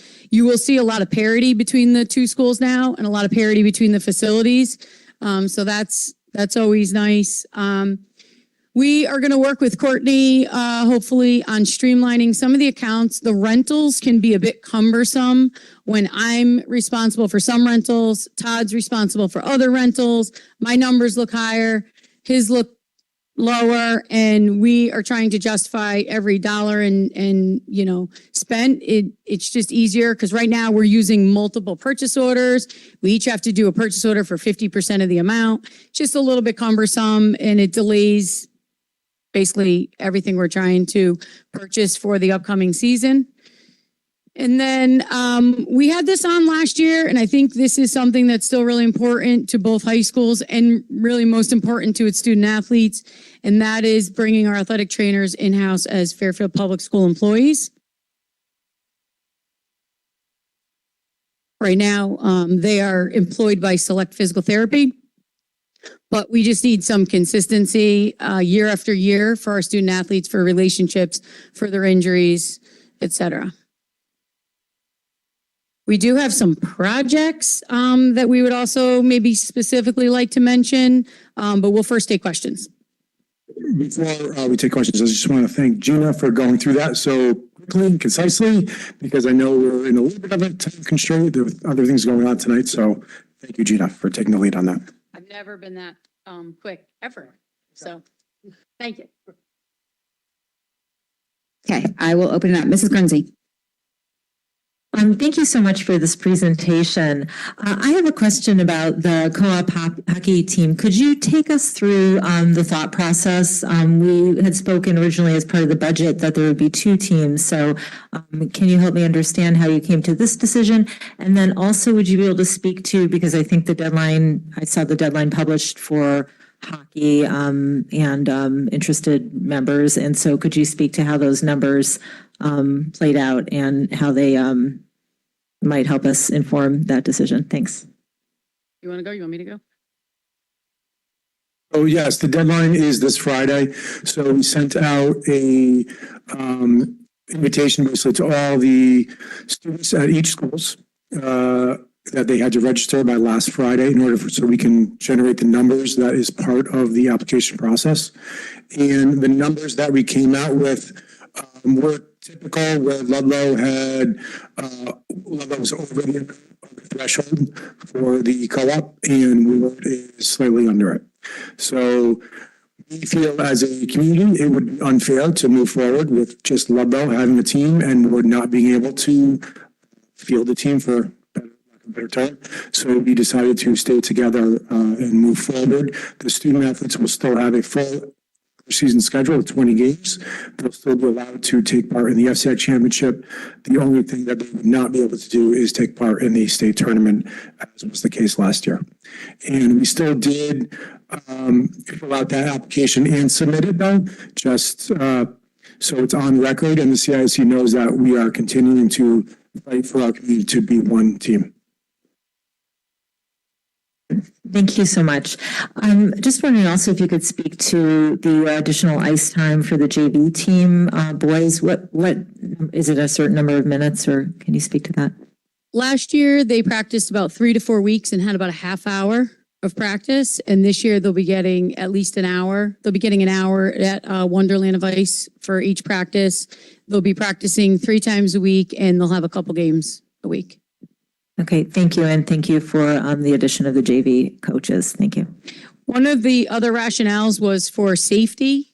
That's why we also increased the coaches at the JV level to just improve the skill so that our student athletes were safe. Obviously, hockey is not a sport that you can dip a toe in. You're either all in or you're not. Some of the numbers, as Todd mentioned, they are a little lopsided, and we didn't feel that we had enough proficient skaters either to have 2 separate varsity teams that would be able to compete at that highest level. So that's why we wanted to increase the training time, the coaching, and some of the opportunity for the JVs.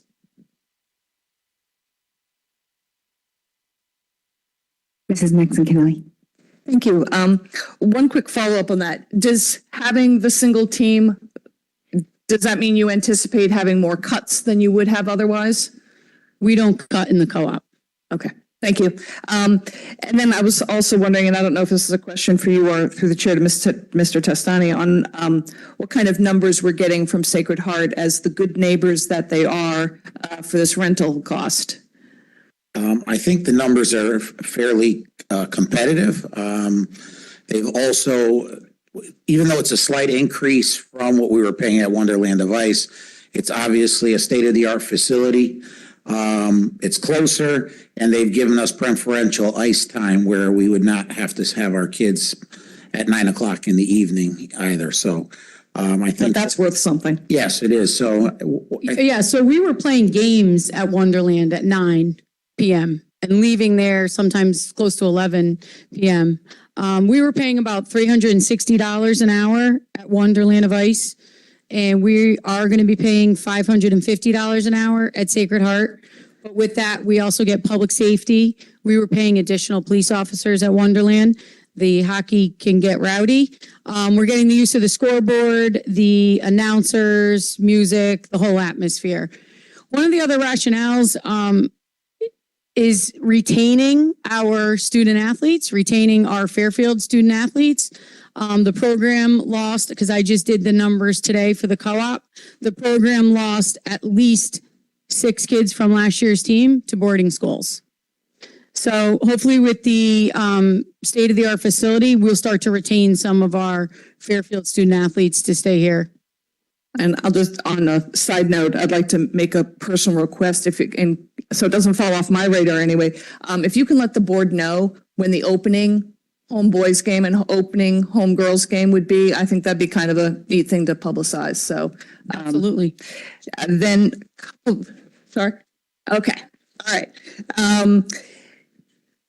I was wondering if, and then maybe through the chair to Mr. Peterson, if you can characterize if there was anything that came out in Finance Committee beyond this presentation on any concerns or different ways of handling accounts that was part of the conversation there, or like anything that we might look forward to in coming years, or that was just an open-ended question? Well, I mean, as they mentioned in the presentation, one of the things that we brought up in the recent finance committee meeting was the number of accounts and whether they should be streamlined and or consolidated. And the general sense is that Courtney is on that.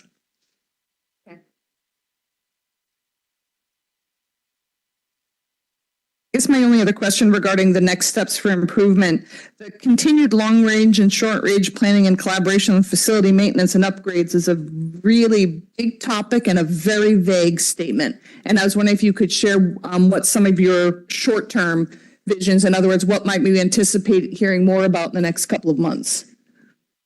So just a couple things for Ludlow. We're still hoping to get the concession stand built out down the turf field. And one of the other big things we need now is a scoreboard for the softball team. So it's things like that just, over the years need to be maintained or upgraded. Remind me again, what does the softball team have now? They do have a scoreboard, but it needs upgrading. Thank you. Some of the collaboration is really just to bring more parity between the two high schools so that the facilities look equal and on par. So Todd and I have been working on that this year. For Ward in particular, baseball and softball dugouts, proper dugouts at both of those facilities.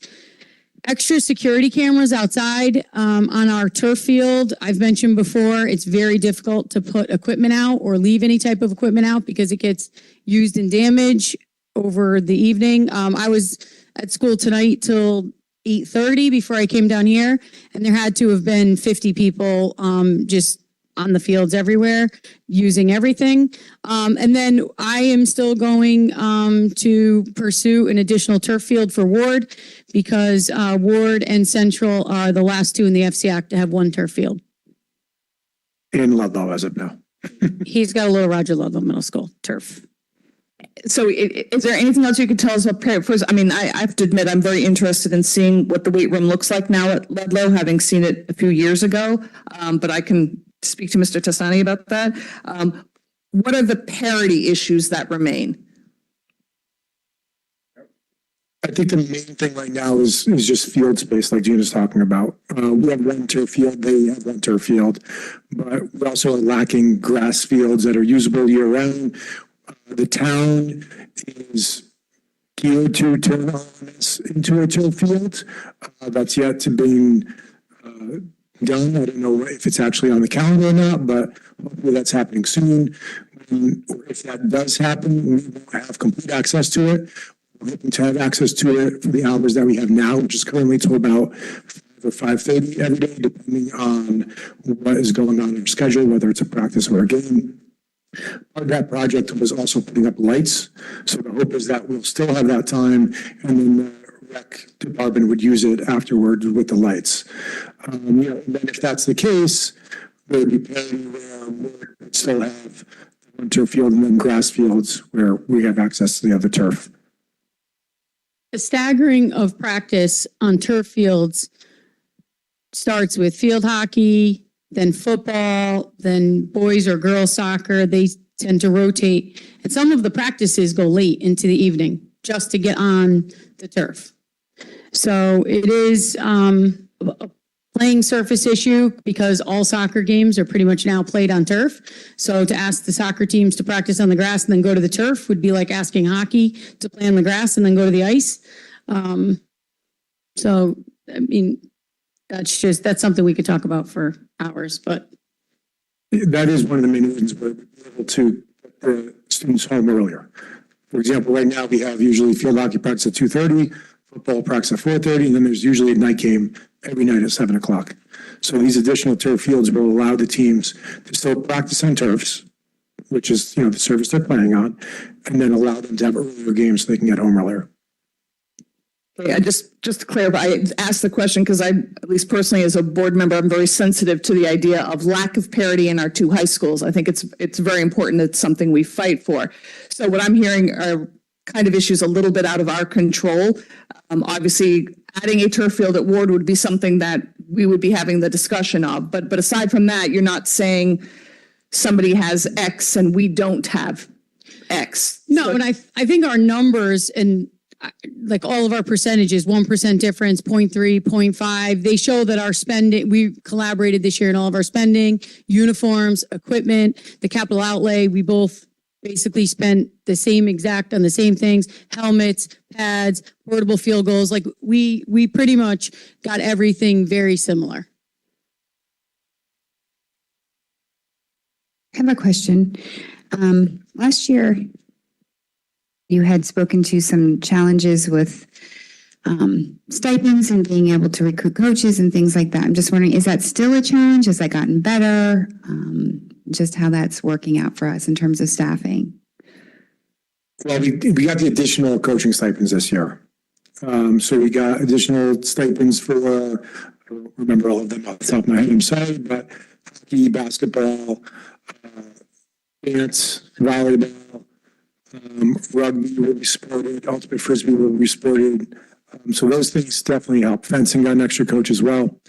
And I think the pay for these stipends is going to be hopefully looked at in the next negotiations with the teacher stipend or the teacher contract. Across levels that you're feeling comfortable, freshman, JV, varsity, across all levels, Yes, for the co-ops and whatnot? Yes, they have not been upgraded in many, many years. Partial upgrade is what I'm hearing. And then some areas still might have some challenges. Yes, I mean, we have amazing dedicated coaches who are giving up part of their stipends in order to have more coaches on their staff. So this is going to help them not have to do that. So they'll get the full stipend. And then after the negotiation, hopefully they'll be receiving more compensation for those stipends that do exist. Okay, thank you. I think I had one more. Does anybody, Mr. Issa, while I look for my other one, thanks. Yes, thank you, Gina. In the beginning, you mentioned rugby and another sport. Frisbee. Ultimate frisbee. Okay, so that's what's on page 26 here, right? So I'm happy to hear about the support for this. I know this is something we've talked about. Can you just explain a couple things that will be, I mean, I'm assuming is everything in here that are zeros next year going to have dollars assigned to them? Correct. So this year, I'll take the lead. Sorry, I am overseeing those clubs now. So rugby, we did provide transportation for rugby and ultimate, and we will be moving forward with other things. We also provided officials for many of their games, and then the goal is to move forward and provide them with all of their needs as any other sport, including equipment. And uniforms and whatnot. Excellent. And that brings up the other question about uniforms. For years, we've heard about the uniforms, and I know you've been working with them. You've had the waterfall. Where do we stand on the uniforms across the sports in general? So we've been doing the waterfall for a couple of years now, which has helped trickle down the varsity uniforms to the sub-varsity teams. And at this point, we're probably maybe at the most 2 years away for that taking full effect to all three levels. So at this point, we're in a really good place. I think every team is equipped with uniforms that we can be proud of. And there were a couple of uniforms that we didn't even wait for varsity uniforms to trickle down because they were in bad shape and then at the sub-varsity level, and they need to be replaced more recently. So we went ahead and bought some for the sub-varsities that needed it as well. Thank you. I know a couple of years ago. Yeah, a couple of years ago, there was some parents and students that came out and talked about what really amounted to embarrassment. So I'm glad to hear that that's working forward, and I would hope that in next year's budget that we could try and level that and get that done. Ward still has a few sports that need sub-varsity uniforms. So what we've also moved towards is the Sublime uniform where the numbers aren't stickers, so they're not peeling off. It's almost like digital. So that helps a little bit. One of my pictures that I was particularly proud about was my inventory system this year. I really did an overhaul of all the equipment and inventoried all of the uniforms. So we still have a few challenges, but this year, like Todd mentioned, we didn't wait for things to be passed down. If I wouldn't put my child in something, it went in the garbage and we got something new. Mrs. Maxon Kennelly. Just one quick follow-up. One question I forgot to ask. With the addition of these two rugby teams and the ultimate frisbee team, do you worry about having the numbers to support those teams? Or in other words, are these brand new athletes to spring, or are they going to be drawing from other sports? For the most part, they're new athletes. The ultimate team has been part of our schools for a while. They just weren't in there was activities or club rather than in the athletic department. And then rugby kids, a lot of them were already playing as well, just again in a club that was outside of the school. Mr. Asa. Just for the rugby, I know it was growing. Did we have two teams of boys this year? You mean two levels or a co-op? Yeah, well, I guess how many kids did we have in it? I don't know off the top of my head. I could get that number for you though. I had heard at least at the boys that it was a robust number. The boys did have a robust number. The girls did not have as many, but they're hoping to grow. The boys had a lot of kids. They actually made it to the championship game. They had a great season.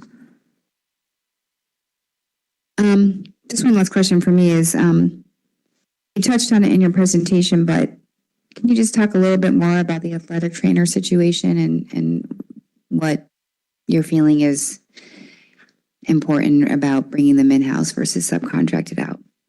So right now, there's a shortage of athletic trainers in the whole state. So we're competing with other schools, and Select Physical Therapy, who our contractor is having trouble filling all of their spots with all the different districts that they're contracted for. So we feel that if we had our trainers in-house, we'd be able to retain them and compensate them in the way that they deserve. The reason why the trainer pool has diminished over the last couple of years is because now they're required to have a master's, and they're coming out of school, after 5 years of schooling and getting paid not really as much as what they deserve.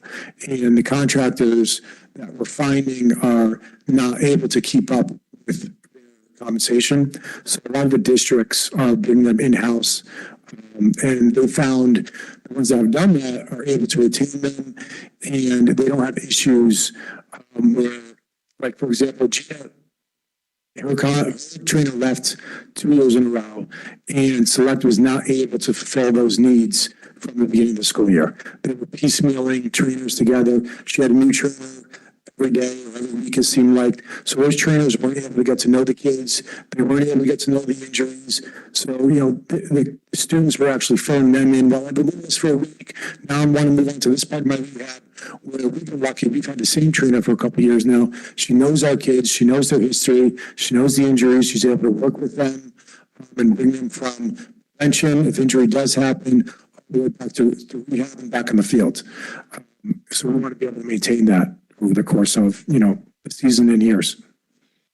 The Select contract has two components. It has the athletic trainer, and it also has a weight room component, a weight room supervisor, and they have yet to be able to fill that position for me at Ward. So our weight room hasn't been open to the general ed students after school. I went out and found my own person and got them hired by Select. So I found my own person that the students knew who had the certification. He had to go through the process with Select Physical Therapy, get onboarded, and now we are hoping that he will be officially in our weight room. But a lot of times they're just happy to give us the money back and prorate it. But I need the people in the positions. So my last trainer left for another school. That's not, under she's getting the full salary. So it's been difficult. And like Todd said, concussion protocol is impossible when you have a different trainer every single day. We do have a great trainer right now. Is it one each, one person, so to speak? Yep. Cover. Okay, thank you. Anyone else? All right. Thank you so much for coming in for your presentation. Oh, sorry, Mr. Stardy. Sure, go ahead. I just want to say these are two of the most dedicated individuals to the student athletes of Fairfield. They deserve a huge round of applause for their efforts. They work tirelessly on evenings, weekends. There is no clocking out. So thank you to both of you because I see firsthand your commitment to our student athletes. Thank you. Thank you.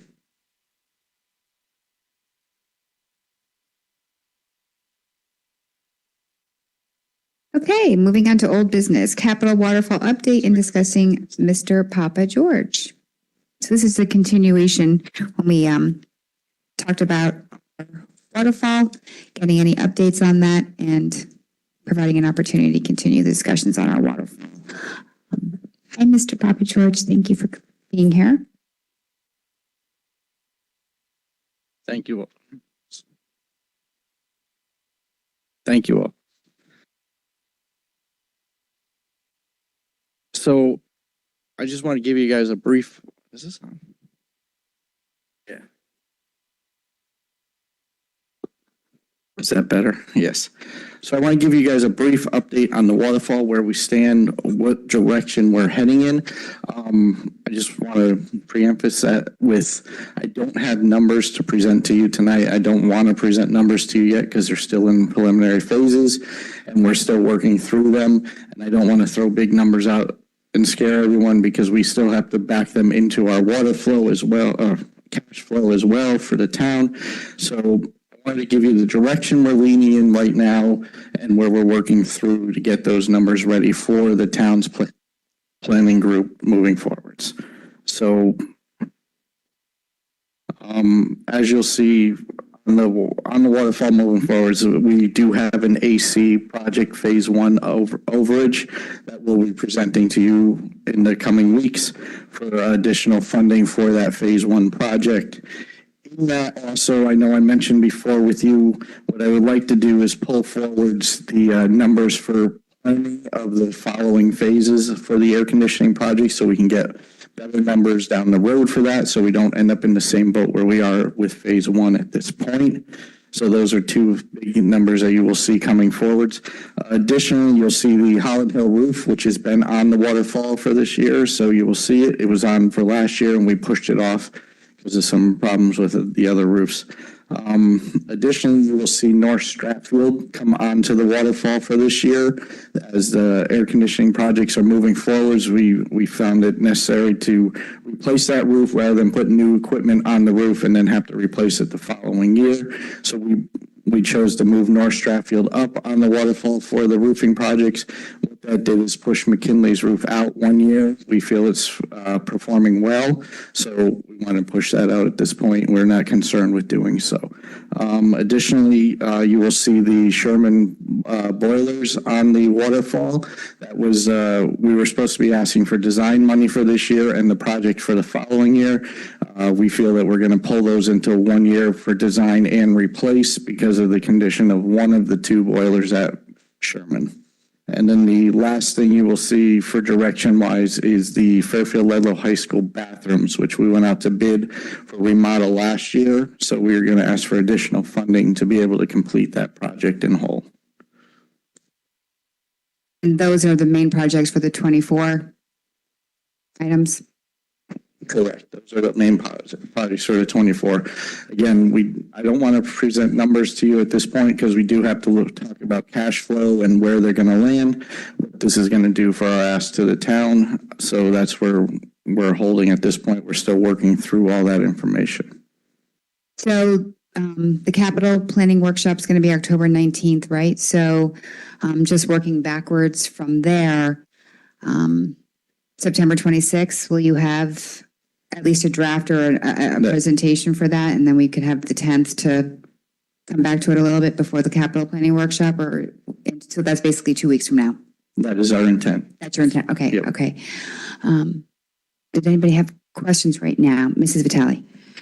Just about the HVAC. Now that that project is with the building committee, in terms of needing additional funding, would that be Ms. Jacobson presenting that, or would be the chair of, the HVAC building committee for that project, just in terms of procedure, I guess? With past experience, that would be the chairman of the building committee that would present with our support and hopefully the board support as well. It said bringing forward the other cash flow. I remember last time we talked about that. That was for phases 3, 4, and 5, but not 2, because 2 is just coming up now, right? The intention that we were going to do is pull 2, 3, 4, and 5 all into one request so that we can get better numbers on that. Again, we still have to look where phase 2 is going to land and hopefully land in the right spot so that we can continue moving forwards with it. Phase 2 at Tomlinson is like now. Phase 2 at Tomlinson, we were supposed to be asking for design money at this point. As I said, we're going to pull all the design into that. Instead of just asking for Tomlinson, we're going to ask for all the additional phases. So, yeah. Why would we do that and possibly delay Tomlinson when it's really a $2.4 million project? After the phase 1 AC project, we're really not comfortable with that $2.4 million project number at this point. We really have to dig in and get some better numbers on it to see where we land. Anyone? Did you have something? Well, no, I mean, I guess I was going to give an update in committee and liaison reports, but the building committee is working through several, I don't want to call them issues, but several developments on the variances in what the initial engineering firm looked at, because we charged them with identifying unair conditioned areas. And what is coming about is, especially at Woods, is there is a huge area of that school that is air conditioned, but is at the end of its useful life.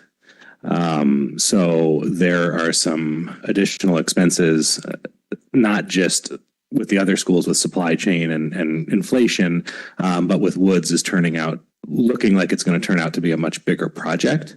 And I think the idea that the building committee had raised was what Mr. Papageorge is saying, making sure that we get that money up front to do the design phases so we can identify, because if we're going to be over like we potentially are on phase 1, there's a chance that the same thing could happen in the other phases, and we shouldn't be surprised and we should be planning for it.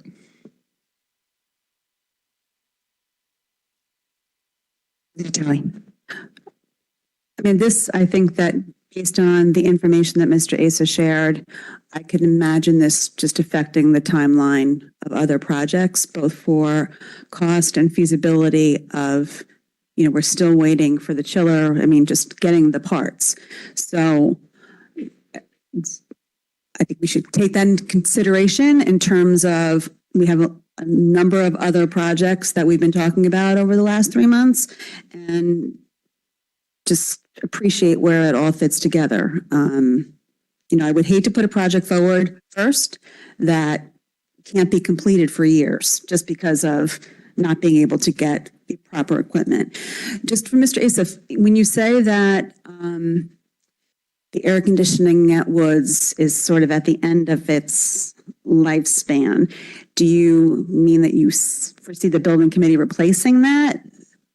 So the charge of the building committee is to fully air condition the building, right? And when the original firm, for example, looked and did their assessment, if they're looking at an area, and Mr. Papageorge can correct me if I'm wrong, that maybe had cassettes in the ceiling, they didn't necessarily tell us, well, you need to air condition that area.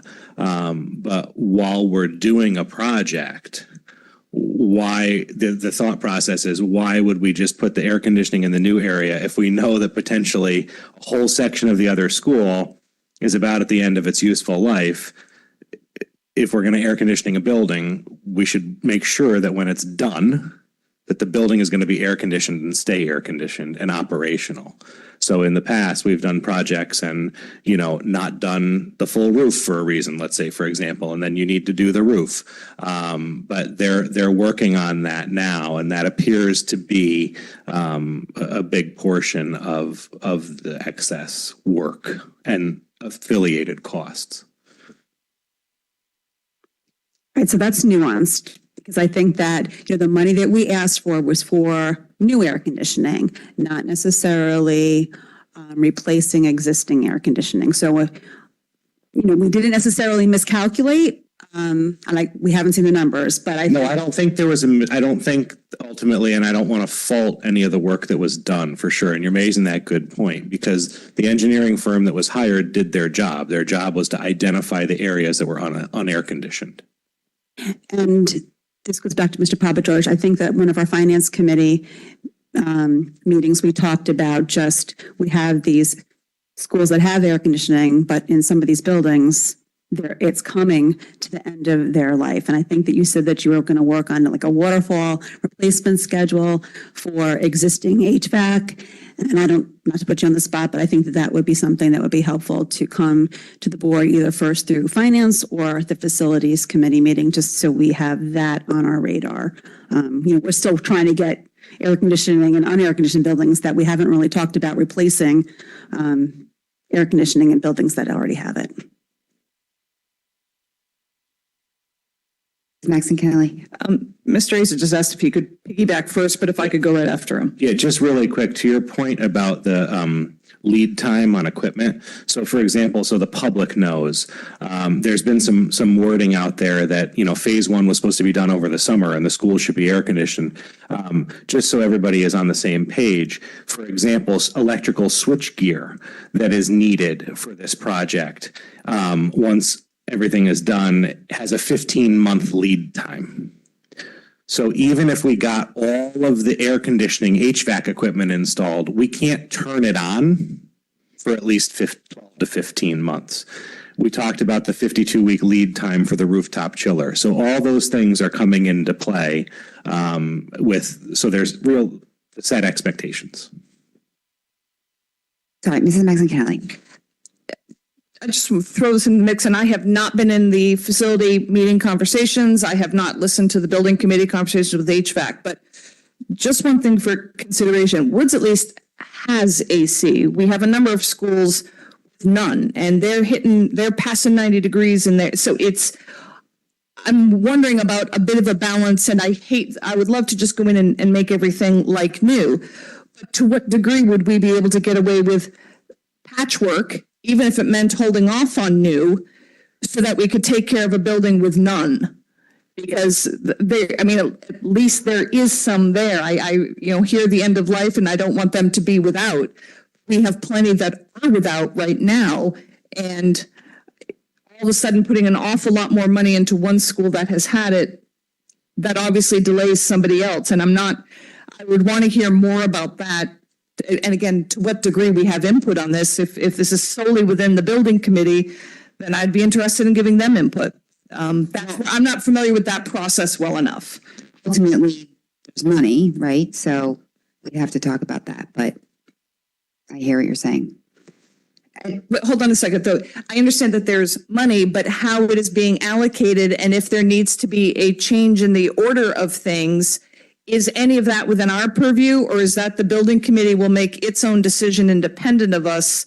I mean, this is an overly simplified hypothetical. If the Woods job, for example, got exponentially more expensive, and we instead had to make the slightly wasteful move, doing patchwork to keep the air going, but not the full refurb, so that we could do the more significant expenditure in schools with nothing to fix because there's nothing there.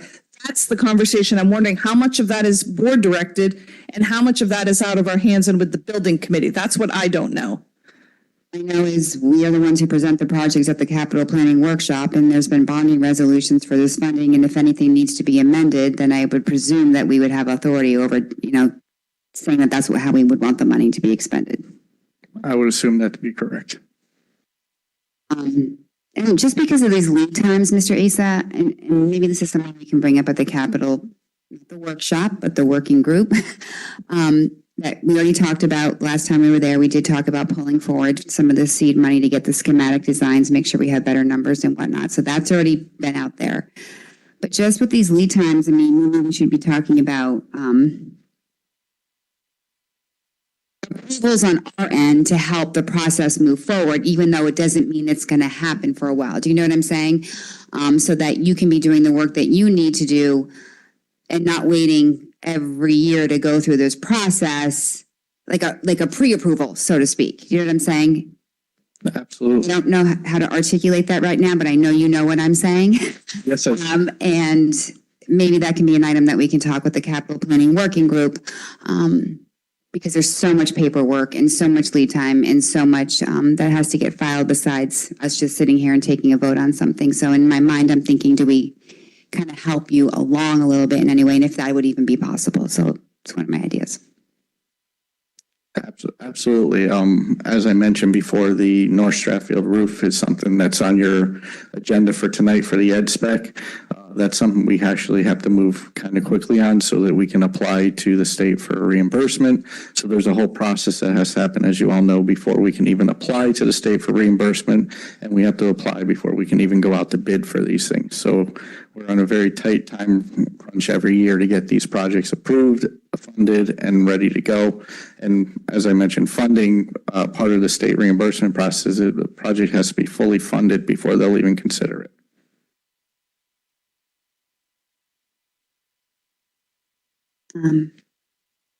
Okay, so the 26th, I would anticipate that we would be getting actual new numbers for us to see that and how you would like this to be presented anyway at the capital planning workshop, and we will discuss that on the 26th. Yes. Sorry, Mr. Asa. Just for clarification on the North Stratfield roof, would that become part of the AC project and built, like, would it fall under that building committee because it needs to be done before new equipment's put on, or how does that work? We would ask the first select person at the time to assign it to that building committee. She can assign it to any building committee, whether it's the standing building committee who typically does our buildings or this building committee because they're already dedicated to the North Stratfield project. Thank you.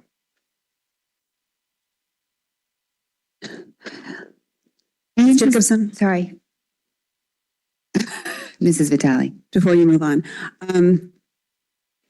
do you want any discussion about anything else? Like just that we're not, we have this waterfall.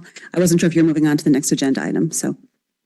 I'm trying to prepare projects that Mr. Papa George needs to bring forward, also for the capital plan workshop, which is 5 years, but absolutely anything that is on this waterfall.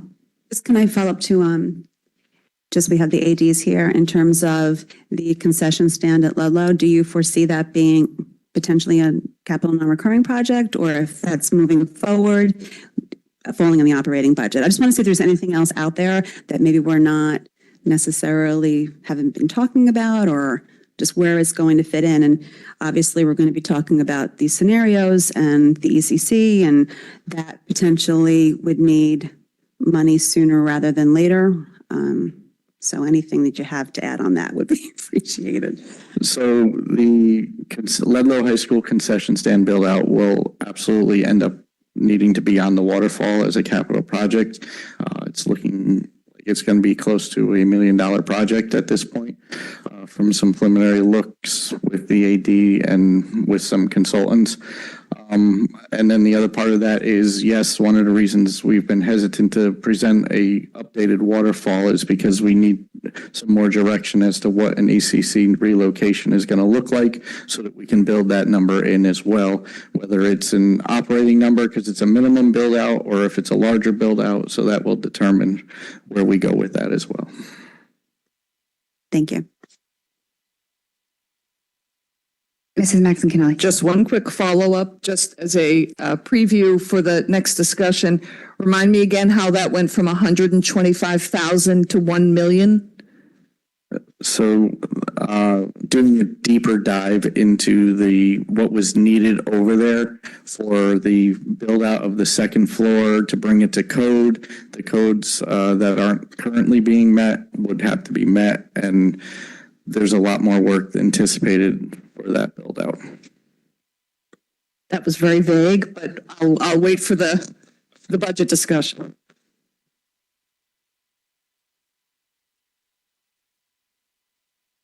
All right, thank you.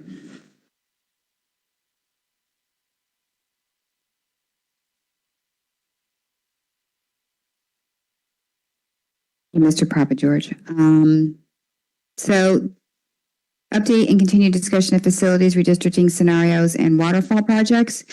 I know it's a pretty open-ended agenda item and to allow for us to talk about whatever we may wish to talk about. Before I start with this item, I just want to share briefly that leadership over the weekend received an email from one of our state representatives that there may be, shall we say, the possibility of a discussion or update on the racial imbalance law in the 2024 legislative session. Given the critical juncture of the time that we are in at this point, being so close to the time that we are supposed to be deciding on what we are doing for the 24-25 school year, obviously we recognize the importance of even the concept of that possibility and what that may mean for Fairfield. So early Sunday morning, I thank very much my vice chair and my secretary who are willing to meet with me early on Sunday morning to discuss that. And what that would mean for us. I also spoke with Mr. Testani and felt that it would be important to obviously share that information with the board, full board, also because members of the community may hear about that and wanted us to have an understanding of what that might mean for our district. And my hope is that we would have some information by tonight, which we do. So with that, I did speak with Mr. Testani over the weekend about this news and encourage that we get some information about what does that mean for us? This information is now out there. It makes it seem like something could change that would impact what we're doing. So we had that discussion over the weekend, and I'll let Mr. Testani pick it up from there and where we went over the weekend. Sure, thank you. I did reach out Sunday to Commissioner Russell Tucker in a text message to see if we would find some time on Monday to speak. We did have a conversation Sunday evening, and just to get some clarity around that email regarding the possibility of this being taken up in the next legislative session, her recommendation was to continue to move forward with the work to address racial imbalance here. She did mention she is working to try to facilitate a discussion, but that is where they're at right now, working to try to facilitate a discussion around the topic. Just to give some context, there was a state board meeting on September 6th where the Hampden Public Schools appeared in front of the State Board of Education. If you go and listen to that and watch that meeting, there is no indication whatsoever from the state board that there's a willingness to change or throw out the law. And if you listen very clearly and closely, I would caution folks to be very careful on counting the law if it is to be amended to favor districts such as Greenwich, Fairfield, Hampden, and the others, and not to make it more explicit on what actions can be taken or may be taken by the board. I think there was some strong comments made to the superintendent in Hampden that it's public information, and you're more than welcome to do that. But there is no indication that this has moved beyond just some conversation, and the commissioner just did not want to give any false hope to anyone here that that this would be a much heavier lift than just wait till the next session and this law being abolished or overturned. Mr. Peterson.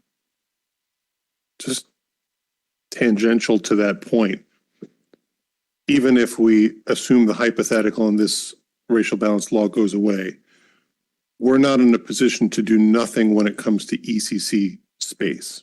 Would you agree?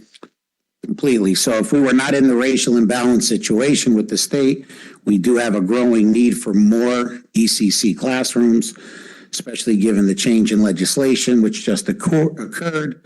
We're estimating the number has been thrown out already, about 41 students currently that we know of that will remain in preschool for an additional year. It would be, I think, harmful to leave those children in a half-day program. We would have to provide them with a full-day program in preparation for kindergarten. So that is not going away. So the need for ECC, whether we like it or not, is increasing despite all the racial imbalance. Mrs. Vitale. Totally hear you about where the state board is on this issue and discussions they've had, but it would not be up to the state board to change the law on this. Just for clarification for the public, that the legislature would go in whatever direction they go in, and the state board would need to follow, even if the state board does not agree with changing the legislation. So. Correct. It would take the act of the legislature and signature of the governor of the state of Connecticut. Thank you.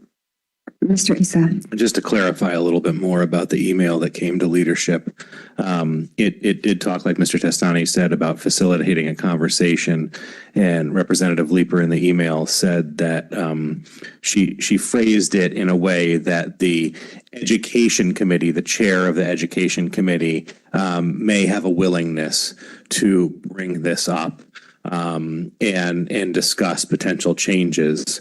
And as Mr. Testani said, with what the state board said, we don't know what those changes would be, even if they happened, if they actually helped us or could potentially make it worse. Obviously, we don't know because it would have to go through the whole legislative process. But it was brought up by her, just so everybody knows, that initial conversations are coming from the Education Committee level, who would potentially talk about it and then bring any suggestions forward.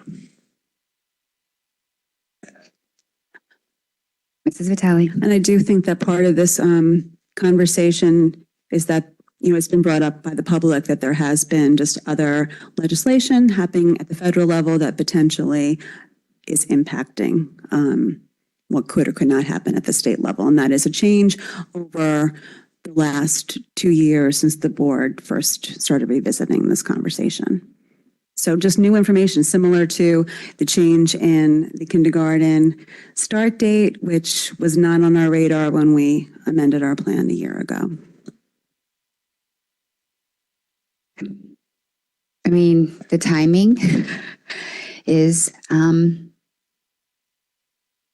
precarious for us because obviously we now have this information and so does the community. So we've also, taken responsible steps to clarify anything that we possibly could at this point. So don't want to belabor this too much right now and move on to our other discussions, but I'm sure that this is weighing on people's minds and want to acknowledge that and understand it. So, all right. Sorry.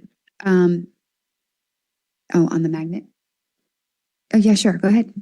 So the board did ask that we seek legal counsel on 3 questions. 1, can the state board file a 10-4B without a parent complaint? After speaking to legal counsel with over 40 years of experience in education law in the state of Connecticut, the response is the board may initiate a substantial complaint. Such complaint shall be subject to all the provisions of these regulations concerning preliminary action by the commissioner. So I think that's pretty clear that they can. What is the likelihood? Putting the state in a position where they feel the district is not attempting to address a legal problem. He's mentioned is not a good strategy. In his experience, the State Department of Ed will usually work cooperatively with districts that are attempting to address such challenges. However, the State Department will be ready to push hard against the district if it thinks that the district is not attempting to address a legal problem. Reaching out and approaching a problem in a collaborative manner as opposed to being adversarial is typically the best approach.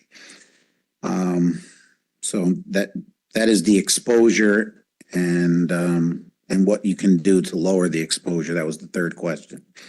And the last question that I had regarding the magnet school, because after having that conversation on Monday morning, I reached out to the State Department of Education and I spoke to Laura as well.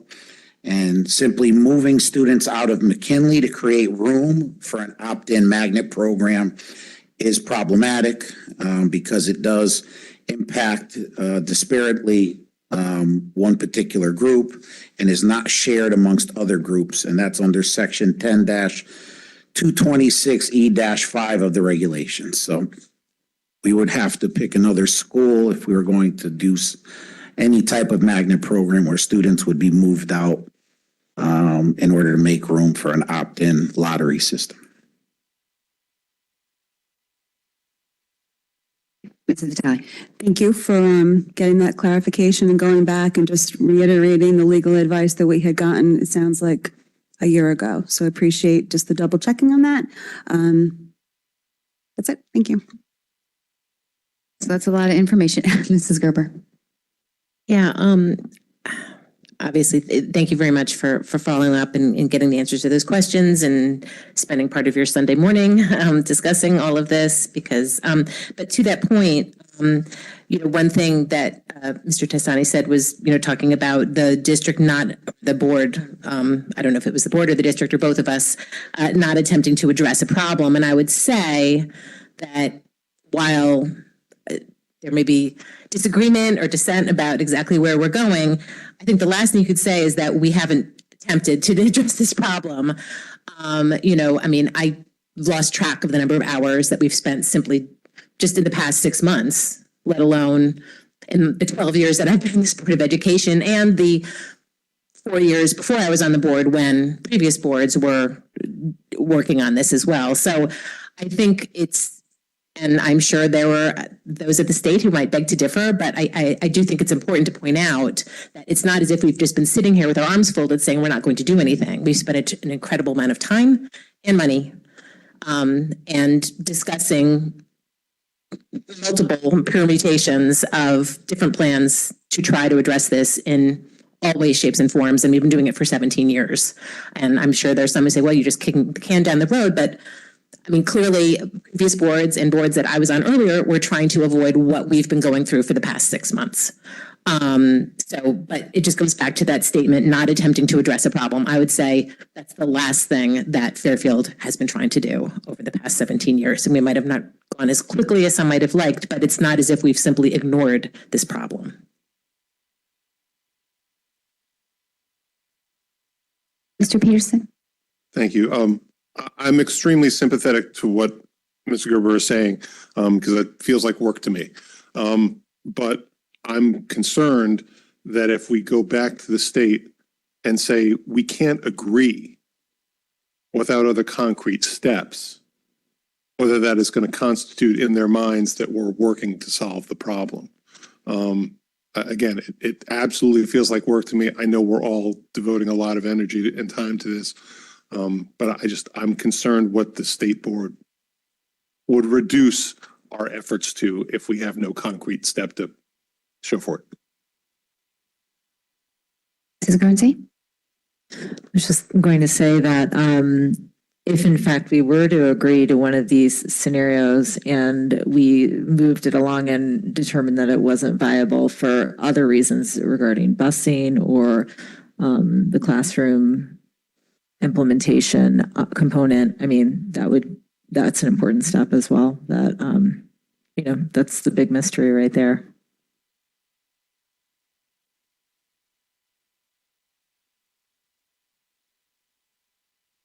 Sorry, microphone. So this is, look, we can talk about all of these scenarios right now, 4G, 4F, if anyone wants to continue those. Where I think that we're at right now is I'm going to be working with Mr. Papa George and Mr. Testani this week on the inventory. What I want to share with the board right now is the plan on that is to get our baseline of where we are right now with our existing spaces. And then I was thinking that we would do 1A, 3, 4, and whatever else everyone wants. I was not planning on going through like 2, 5, 4B, but you guys tell me what you expect to see or what you think we should do. We're going to spend some significant time doing that this week so that we can have it for the 26th. In my mind, based on our timeline right now, we should be getting whatever other information we need in the next 2 weeks so that on the 26th, we either have a path forward or we don't. Mrs. Vitale. Thank you for doing that work. I would just request some additional information about the early childhood center, just in terms of enrollment. We're talking about having a full day option. But we haven't really had a presentation on what that's going to look like. And not saying that it's going to change, just want to have a better understanding about the numbers that we foresee in the next year, and what that potential budget impact would be, because we're going to be building potential redistricting plans on certain assumptions, such as going to full day, which we haven't really voted on or approved the funding for. So just want to have a better understanding of that. Mr. Asa. Yeah, and I'd just like to just take a moment to say that I think some people have thought, why are we doing this? Why did we ask for these latest scenarios? And for me, this process over the last however many months and years, but really in the last 6 months, has been absolutely essential for the board, for the community, and for the state. I think by going through this process, and many were asking, if SLAM is telling you that traditional redistricting won't solve racial imbalance, why are we continuing to go? Well, I think it was clear at the last meeting that the board listened to SLAM and said, okay, in essence, take the handcuffs off, focus on racial imbalance, and can you get us there? And in these scenarios, I will say I do not love them. But in essence, they did what we said. They did it with the other scenarios too, with 1A and 3. But it was essential to do this work because ultimately we're going to have to put together, a report and a presentation to the state. And if we do go down the path of, saying, and I'm not saying this is it, but if we do go down the path of this board saying that the redistricting option was not in the best interest of the students, then we have all of the data, all of the work, all of the paper, all of the plans to incorporate into our justification as to why we're saying this. Now, my guess is the state is not going to like that and not necessarily going to accept it. And we would have to have, as part of that, what do we plan to do? So I think that will be part of the process. And to Ms. Jacobson's point, I very much appreciate in leadership, we talked about finally putting this inventory to the scenarios. And I think that'll be very helpful for the discussion on the 26th and ultimately what we do. Because I think at that point on the 26th, we have to make a decision once and for all. Are we going to do something, and what is that path? Or is our plan to say, this is not the solution for Fairfield, this is what we plan to present to the state? And that report is going to have to be robust, and it's going to have to be a very solid presentation. So I wanted to point that out because I think there may be some of us that are feeling, in light of the new information or not, look, I'm not necessarily optimistic this law is going to change. I think it's great. I appreciate the conversation, the facilitation of it. I'm just very skeptical that it's going to change in our favor. That being said, I think many of us have said, all of us have said from the beginning, if what we come up with doesn't make sense for a multitude of reasons, then that is where maybe some of us vote. So I appreciate that work that's going to happen this week. And I would just say, when it's complete and ready, not rushed. So if it's not ready for the Friday packet, then it's next week, whatever it is. But in advance of that next meeting, if we could get that information, I think it'll be imperative into our decision-making process.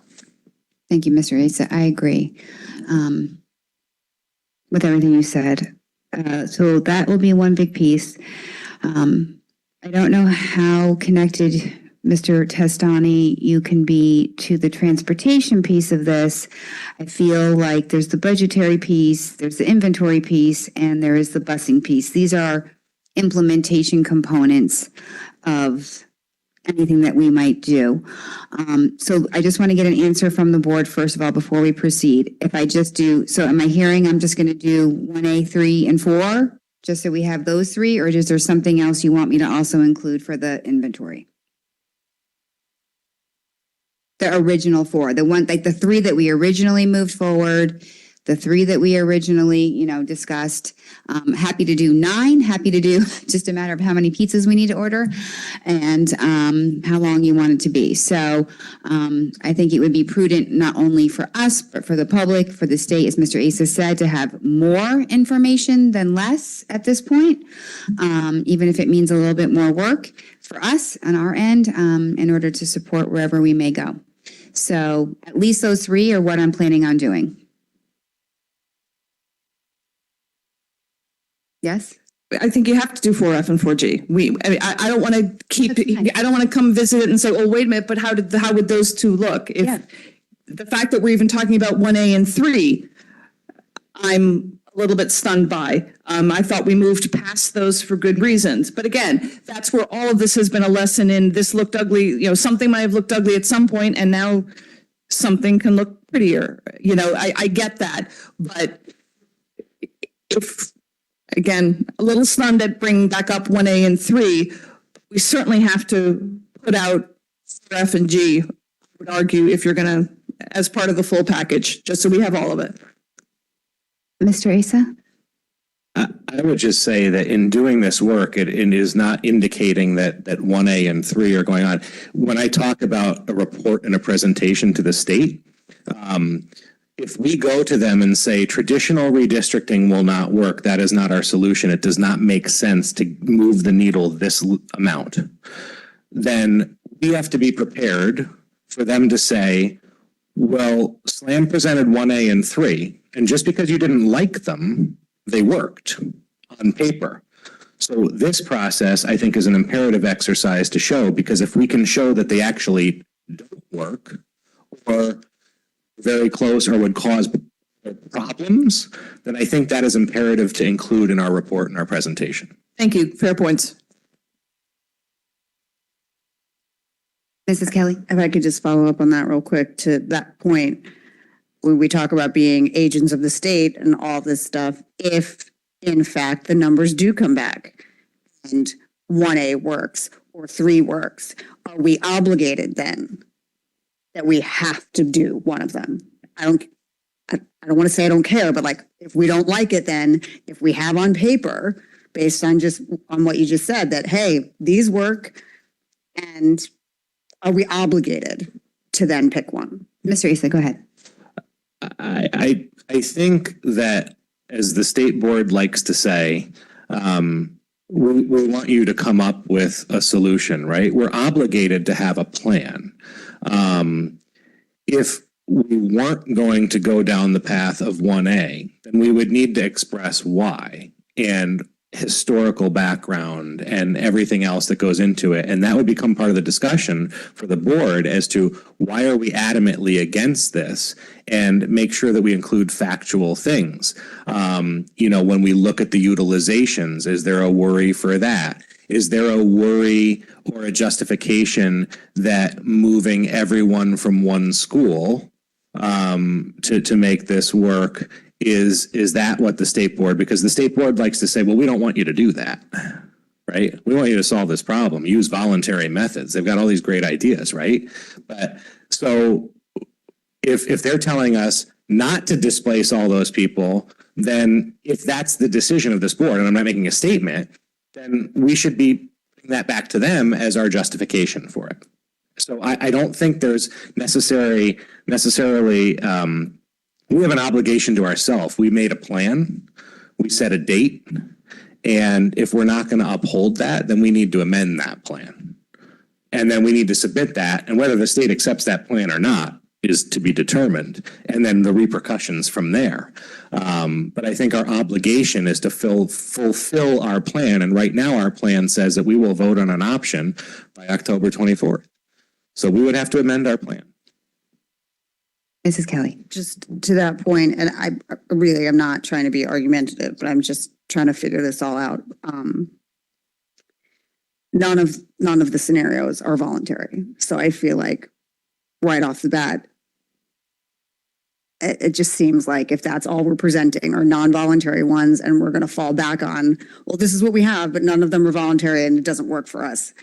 It I just think I think we're talking ourselves in circles on.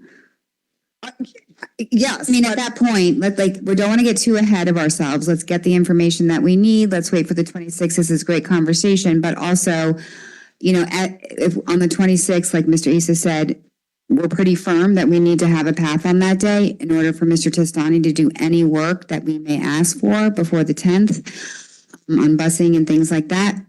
However, at that point, to Mr. Issa's point, and to Mr. Peterson's earlier point this evening, nothing isn't an option. So then what would we be presenting to the state? So we would need to be doing a really, really comprehensive report. And then now what, right? And that's the ... at this point, because just doing nothing is not going to be the end of that report. Where are we going to go from here, and what are we going to be looking at in the future? Mr. Testani, go ahead.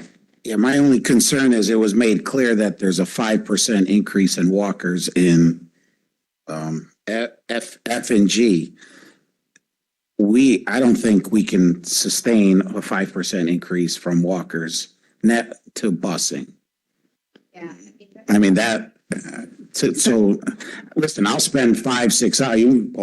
You get pizza, I'm there, but I don't know why we're going to go through all these if we know that it's going to increase the budget and we're not going to be able to find the buses to transport the kids to school.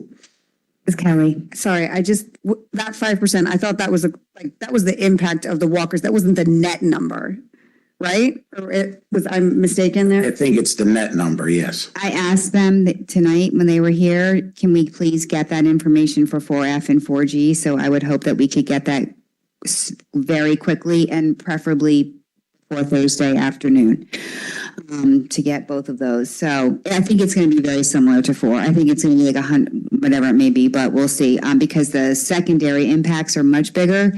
So that might be different. Mrs. Kelly, sorry.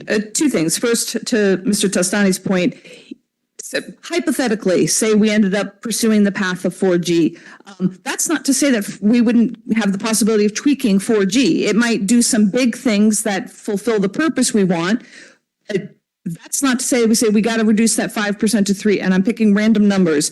We could say specifically, we know that this neighborhood just doesn't work for X reasons. We've heard plenty from the public about why certain neighborhoods shouldn't be touched. But if we did, it's not like these are, I don't know how many months I'm going back now with the idea of philosophically picking one, and then there still could be tweaks. So if we pursued a 4G, we could say, but we need to, even if there's a slight impact, we need to reduce that 5%. So am I correct? Yeah, well, and Angela can correct me, but in our discussions with them and as a working group, you start moving or changing neighborhoods, I know. The racial imbalance number goes up, which it trends in the wrong direction. So like, for example, tonight when the street that dies off, if we take that out, the racial imbalance goes up significantly. So I understand that. My sole point is these are not final drafts. If anything we decide to pursue, even if we went back to 1A, there's still tweaking that can then be done based on our own better understanding of some of these neighborhoods or anything else. So that's all I'm saying about that. Yeah. To the second point, to Mrs. Jacobson's point and several people's points, that if we somehow started preparing to go to the state saying X for these reasons, we do need and this one's coming forward. And we've had no discussion about that. We now know that a magnet at McKinley, I think many of us were recognizing that was not a good option to, it was worth exploring. We've heard loud and clear from the McKinley community with 100 emails from the McKinley community wanting to be just like everyone else in Fairfield as a neighborhood school. And now we find out from the lawyer that we couldn't put it there even if we wanted to. And we've had no other discussion of what that voluntary means, could possibly be. You could put it there, you just can't move anyone out to create the space to do it. So, You could do multiple sites and that be one of them as well. correct. Multiple magnet programs. Just saying it's a possibility. Possibility, yes. I'm just going to add to that the other option that instead of talking about magnet, it could be a specialized program that takes space at McKinley or another school as well.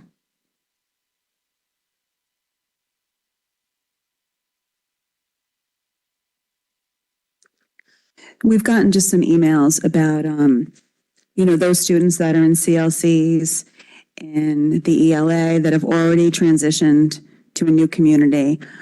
I don't know if you want any feedback from the board about whether or not you would grandfather those programs, about how we feel about moving them.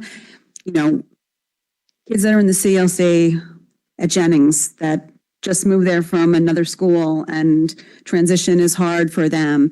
How do we feel about taking them and putting them someplace else next year? Would that be something that the board would potentially want to phase in the movement of those programs? And that could be something, I don't know, it may play into how much headroom there is in these schools for the next couple of years. SLAM is looking farther out in the scenarios they're presenting. So just I think that it would just be really helpful at this point if instead of asking questions, we're clear in terms of whatever their advocacy.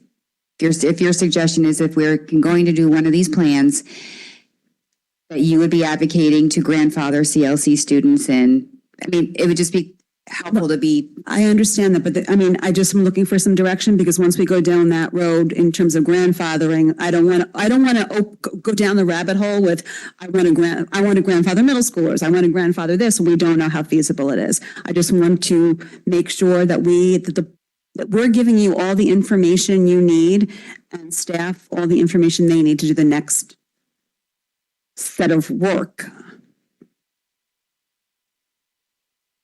Let's answer Mrs. Vitale's question. Mr. Testani or Mr. Pardon? Can I just add a piggyback so the answer can include what I'm? Yes. So just to be clear, if we were not having this discussion, the administration could move a CLC and has done so without the board involvement, correct? So regardless, the administration is going to have the power to place those programs where they are. Agreed. But in just CLC students moved from Dwight to Mill Hill. Lead it and weigh in on that. Agreed. And just in terms of gets a question to you, the superintendent, if they wanted any feedback or any thoughts on the educational impact of moving those children who potentially already made a transition, being that we're sensitive to.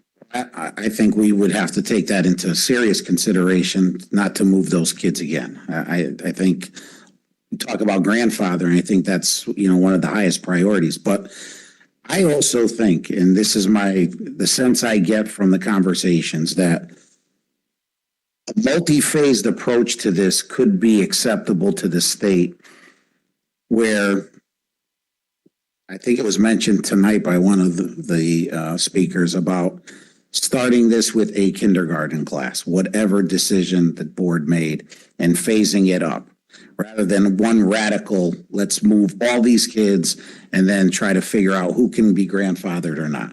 And I think talking with legal counsel, talking to the commissioner, I think that's where they say it's better to guide the process with the State Department of Ed rather than try to force it or resist it. So I think we can find an approach that disrupts the least amount of children and then phase those kids through their careers at their elementary school and start with, we could probably get away with that. And meet racial imbalance and start to address the needs of the ECC. Mrs. Rotelli. Thank you. The one thing that's become clear to me through this entire process is just how serious it is for us to find a solution for the ECC and a home. Whether that be now repurposing with 1A or hopefully in the future, another board finding a one site location, because what we see is even if we don't do anything, this board needs to find home for more classrooms next year. And what ends up happening, because this has been going on forever, is where can we add ECC classrooms? Where can we add ECC classrooms? Where can we move and shift kids? And they become the kids that get moved and shifted every year like that's no big deal. I think it's unfortunate to move anybody who is going to have a hard time, which is going to be a lot of children, and we've heard that from our community and all of our different neighborhoods. But I think that when you think about having 5 classrooms here and 5 classrooms there, and then potentially moving this, the goal for us is to do this all at once. Whether it can be phased in, I don't know. But if we're not solving the issues we have in front of us, like a long-term solution for the ECC, this is going to be inevitable with not just the CLCs, but with all of the ECC classrooms spread across this district and not having effective early intervention programming for those vulnerable students. So obviously, I'll say it again, I am a fan of 1A and revisiting 1A and looking at the inventory to see what that looks like going forward, because it is the only plan currently that will permanently solve the ECC space issue. And potentially with an inventory, if it matches up with what SLAM presented in 1A,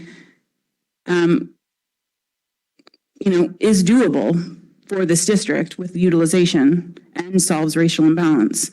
But it's not ideal for us to move these kids, and whether or not if we're not solving the ECC, we're going to end up moving CLCs and specialized programming in years to come over and over and over again. Mr. Issa. Yeah, just kind of to Mrs. Rotelli's point, if we go back to we talked about the inventory, just to be clear, so the June 13th presentation of 1A and 3, just to be clear, those scenarios had the ECC 3 sections at 3 schools. So, we would be looking at that inventory there, but we had since talked about clustering of 2 and 5. So, yeah. So just to be clear, when we do the inventory, it will be based on what was presented. And there's not going to be any trying to fix things or move things around in order to make it fit. It's going to be apples to apples to apples. We can have those discussions after the facts. We are literally counting classrooms. That's it. As they exist, we're going to get a current, like last year baseline, this year, and just go forward for year of enrollment plus peak, year of enrollment plus peak, year of enrollment plus peak, and I will do 4F and 4G. So it's going to be 1A, 3, 4, 4F and 4G. That's going to give us 5 items. It's fine. It's okay. We have the by grade by school enrollments. That's easy enough to do. It's just a matter of the time put in, and it's okay. It's more than happy to do it. It's an important piece of the information. Yes, Mr. Issa. Just one more thing when I'm thinking about what I hear what Mr. Testani said about the phasing, I'm having trouble conceptualizing phasing in a scenario other than a 1A. I understand how you would do that in a 1A. We talked about that kind of like when we originally talked about McKinley and the magnet and everything. So I You think that? Well, because if you were phasing, well, maybe not even. I mean, because you'd have to repurpose it as Jennings, and so yeah. So I'm wrong. So I'm trying to figure out how, and this is not for right now, but it's for future discussion. If we go that way and start talking about it in phasing in, how are we doing? We talk about sections like if we're phasing it, but will we have enough classrooms in that school that we phase? So it's a lot of work to be done, but it would be a different approach and it would be a new plan. Transportation might be a challenge because you're doing the existing plus the new. So I think that might be what the challenge might be in that. But Mrs. Maxon-Canelli. This is going back a point, and I apologize, I forgot to bring it up earlier, but I know that so far we've asked SLAM, as I recall, for, two specific additional pieces of information. One was that breakdown of walkers, that we have the fuller breakdown that we'd gotten before. We also have your question regarding where those arrows are pointed, what are the actual numbers represented in those schools. I wanted to add one question, and shame on me for not jumping on it when Mr. Gallagher said this, but he made a passing reference to something we've gotten many emails about and heard about, but I think it was with 4G. He made a passing reference to Holland Hill, therefore being identified as pre-K 5, which is something that I thought we weren't, I thought that wasn't a non-issue. He said it in a way that made it sound significant, and I was hoping someone could follow up with them for an explanation of, again, the notion being that if it's a different type school, it gets compared differently. And I'm only bringing it up because Mr. Gallagher explicitly brought it up when talking about Holland Hill. So I was hoping if that affected numbers or anything we should be considering, if we could just get that definitely confirmed. Thank you. Mrs. Kelly? I didn't write them all down, all the ones that you wanted to do, but I thought we were pretty all in agreement that we did not like 3 at all. So I don't know why we're like, I just don't want to do work for the sake of doing work. And I know they say it's not that much work, but We're doing work in order to provide information for anyone who may ask us any questions in the future. So does it mean that we just endorse the plan? It doesn't mean we're going to vote for that plan. We are literally doing our due diligence and getting the information for anybody who may ask a question about anything else in the future so that we actually have the information. That's why I think it's also important to get some busing information as well. I'm a little bit on the budget if at all possible. Sorry, I thought I saw someone's hand. So is everyone okay on our plan? Sorry, Mr. Just Asa. to Mrs. Kelly's point, I'm just going to reiterate what I said before. So on paper, from the June 13th presentation, while we didn't like it, scenario 3 does appear that it solves racial imbalance and it solves facility utilization. And in that iteration, we had the ECC broken down. So It doesn't touch our middle school kids or high school. I mean, yeah, so I think it's going to be a talking point that if we don't go with that, we need to know all the details. And this is work that is being done before the next board meeting, so not at the table. sorry. So I don't want to put words in anybody's mouth, but it almost sounds like we are, without officially saying it, it appears to me that we are shifting our mentality to now we're just approving our case for why we're not going to do anything. Like, is that? no, I don't know how it's going to turn out. I mean, we haven't done it yet.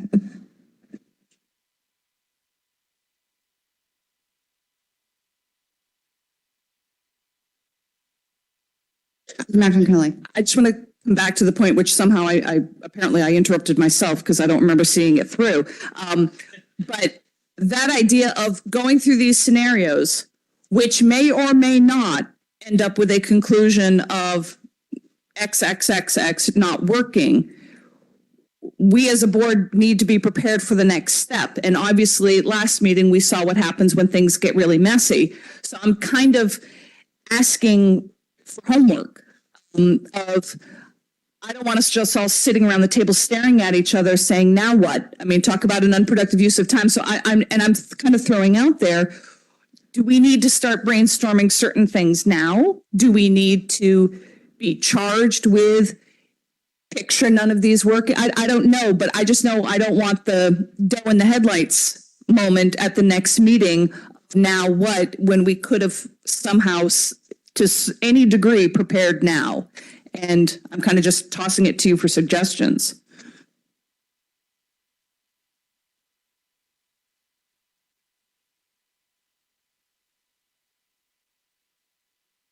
I think Mr. Asa also alluded to this fact that, again, I don't want to jump the gun before we've done our work, but come the 26th, if we literally do not have a path forward on any of these scenarios, or they don't work, or there's no buses, or whatever it may be, we're going to have to consider some sort of an amendment to our plan and having a conversation about, if we still have to do something to address this, what would we want for our district? What would we want for our kids? If we had more leeway, if we had more, runway, as it's been discussed in the past, were there things from December that we actually would want to bring back and actually investigate further that we felt like we had no time to do right now? Would we want to go to voluntary options and create programming in different schools that might be attractive to other kids? What would, if we weren't under this timeline and we wanted to, what actually solves this issue, hopefully, but also adds and enhances to the academic, social, and everything else to our kids, if we had that time, then maybe that's just what we put in and that we're going to investigate. So I don't have an answer for you. But I think that this board should come to, or share with me ideas. I'm happy to have conversations with all of you anytime, every day. In terms of like in your dream world, of course, Mr. Testani as well. What does he think that would be academically enriching for this district? What would he want to see in terms of that? So I think that we've definitely heard ideas from the community. Like we know looking at sister schools, we know looking at magnet programming, we know looking at IB programming are some of the ideas, but go ahead, Mrs. Vitale. Mr. Asa had his hand up first. I'm sorry, Mr. Asa. I understand what you're saying, Mrs. Kennelly, and I respect that because I don't want to waste our time. That being said, I think we need to get to the next step. And at that next step, if the path forward means none of these, then the path is going to be working on an amendment to present that we are going to have to continue working, and is basically going to be asking for more time. And that's what we're going to have to submit. And we will either submit it asking for more time, saying redistricting's off the table, or we're looking at more options. But we know they're not going to say yes to more time, but it ultimately might be what we have to do. Just one quick follow-up to Mrs. Jacobson's point. When you were describing all the things we'd be bringing to the 26th, you mentioned transportation. I didn't think we were going to be having the transportation information for next meeting, because that would mean 2 weeks to run 1A, 3, 4, 4F, 4G, and I don't see that happening. I just want to clarify, we're not getting definitive transportation information in 2 weeks. No, I wouldn't think so, but I'm going to implore the superintendent to start getting them ready. I mean, start on something. Don't sit on it. I mean, I think that we need to get some transportation information and, hopefully by October 10th, that gives them a month to do it. I mean, I would think that would be enough time to do that. Do you think that's reasonable? Can they start? We'll ask them to start. I don't know if, they're going to have 5 versions of run by then. I mean, By October 10th? they have to look at all the maps and I don't know, maybe there's some way, I'm on like the bus company, so I don't know if there's a way that they can look at the numbers mathematically or geographically without actually doing that and able to say, hey, well, we're estimating that you would need 6 additional buses or something. I don't know what the answer is. I just know that we need our bus company to give us some bus information, hopefully, ideally, something around October 10th, yeah.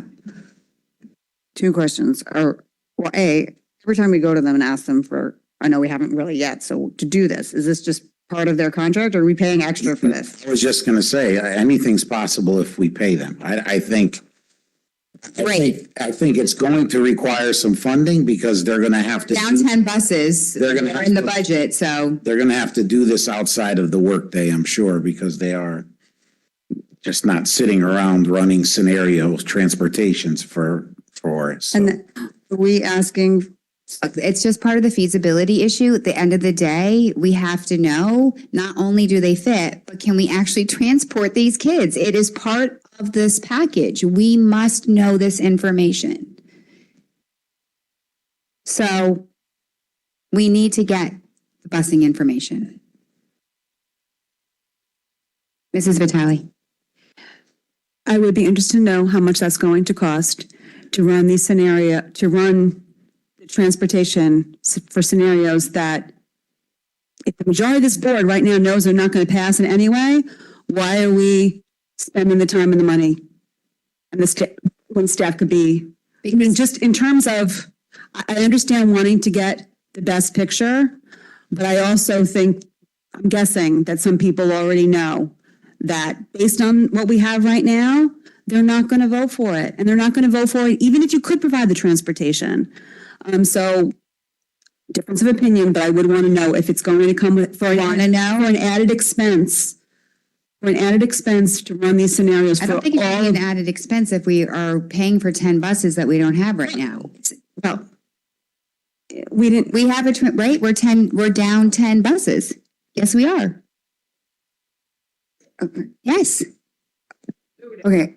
That's like, well, it's in the budget. So we obviously have some funding available in the transportation line item to get us some preliminary information. So, I mean, I think, didn't we always say that we needed to get the busing information at the end of the day? Because there are people at this table who might actually like some of these plans. And it would be helpful. I do think we need the busing information, but I think it would be just in terms of if it's going to be time and feasibility and additional cost, even though we have money in the budget, if we don't spend it on this, we could be spending it on something else. That's just that.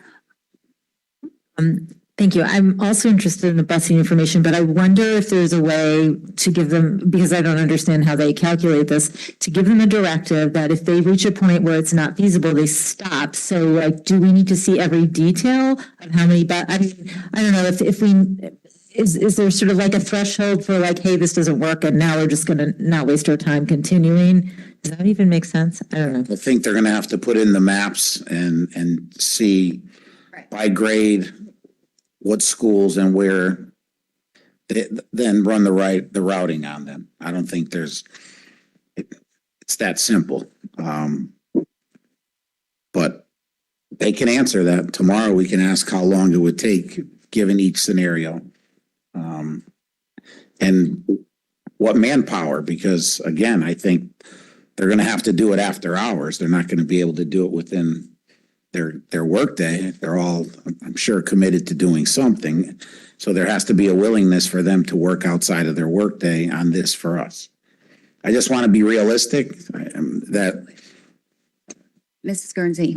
I was just going to add that if in fact we have a time restriction with that, is it possible that we could prioritize their work like 1A, 3, 4, and then second tier would be F4F and 4G, not to negate your interest in it, but I mean, it seems like we should be prioritizing it somehow.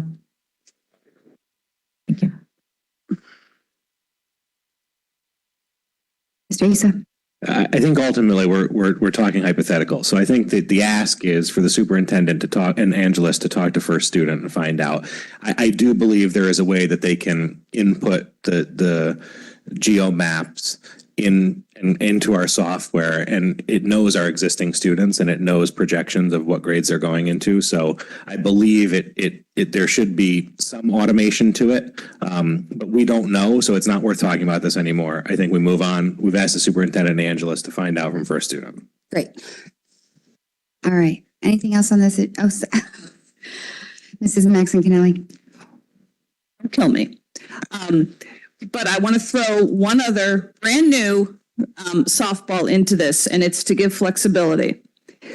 But this would be a logical moment when you're talking about scenarios and everything else, that if it gave the transportation company flexibility to have a possible reconsideration and flexibility regarding school start time, that if having different start times helped and I'm going to be very specific, helped the transportation issue. The whole idea of having, different start times, and I'm not going to get into the levels or anything else like that, I recognize as a separate issue. I'm talking specifically if it helped the transportation company meet our needs. I'll just throw that out there.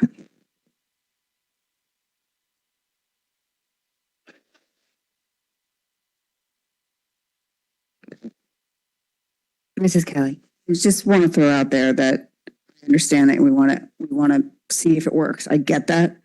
But I'd argue that running the transportation is going to be a waste of time if the inventory doesn't work. So I think the inventory should be done first, and then we decide. Okay, but again, so if the inventory doesn't work for 3 or 1A or whatever, then we don't run the transportation. I just think that makes, again, doing work for the sake of doing work is maddening to me. Sometimes there is a point in doing work that you may not work in terms of doing your due diligence and being able to explain to others beyond just the 9 of us at this table of the multiple components and the complexity of the issues that this district is facing. It's not just facilities. It could be the transportation. It could be any number of things that we're ultimately going to produce for other town bodies or for the state as well. So for me, having as much information as possible, I don't view it as doing work for work's sake and it's not meaningful or contributing to tell our story at the end of the day. For us, a key component of this, given the busing shortage, is we know that that is one of the key components. So I just view it a little bit differently, Mrs. Kelly, in terms of another piece of information that helps tell our story. Right, but if we know it doesn't work for space, for inventory, then it's legitimately a waste of time to run the transportation. Mr. Asa? I'm sorry that you had your hand up. All right, anything last? Going. All right.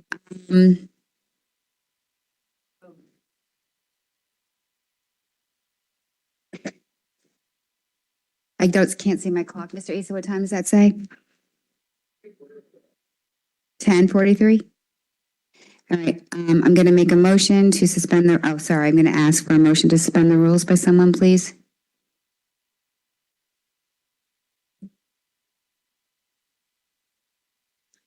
Okay, no motion. Moving on, approval of deletion of policy 6146.1 high school course load. Recommendation that the Board of Education approve the deletion of policy. Mrs. Maxon Kennelly, seconded by Mr. Peterson. Any conversation? Questions? Any public comment? If you'd like to give comment, you can come forward on this voting item. If not, back to the board. All in favor? Mrs. Vitale, Mrs. Gerber, Mrs. Guernsey, Mr. Asa, Mrs. Maxon Kennelly, Mr. Peterson, and Mrs. Kelly, all opposed. Mrs. Jacobson, motion passes 8-1. New business, financial review of 22-23 fiscal year and fourth quarter financial report. Mrs. Laborious. We kind of need to do these ad specs, by the way, too. So, pardon? I can't hear you.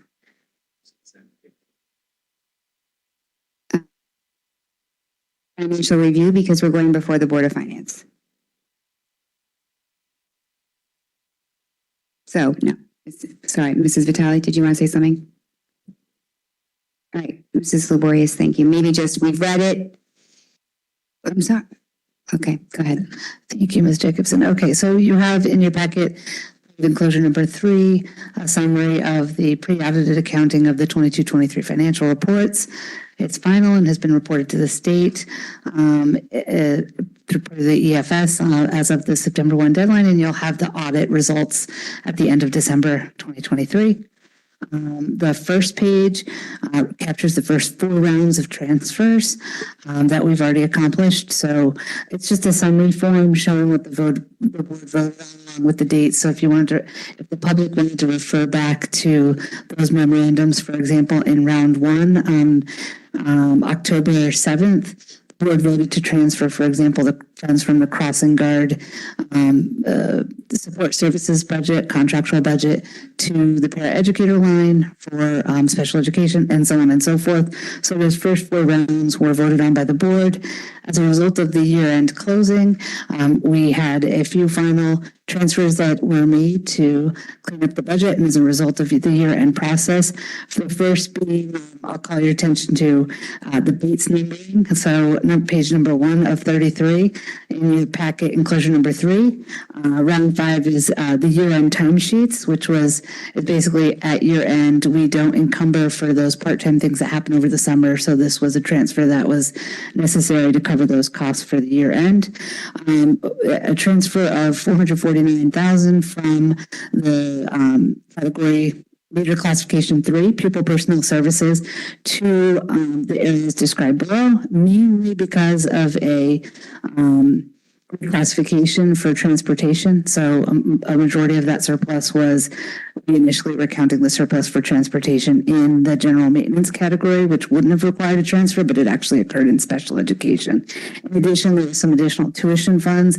As we close out the year, we keep open those settlement agreements as per our legal requirement. And as the year comes to a close, the end term of those settlement agreements come. And if the parents aren't turning up with their receipts, we're able to close down those obligations.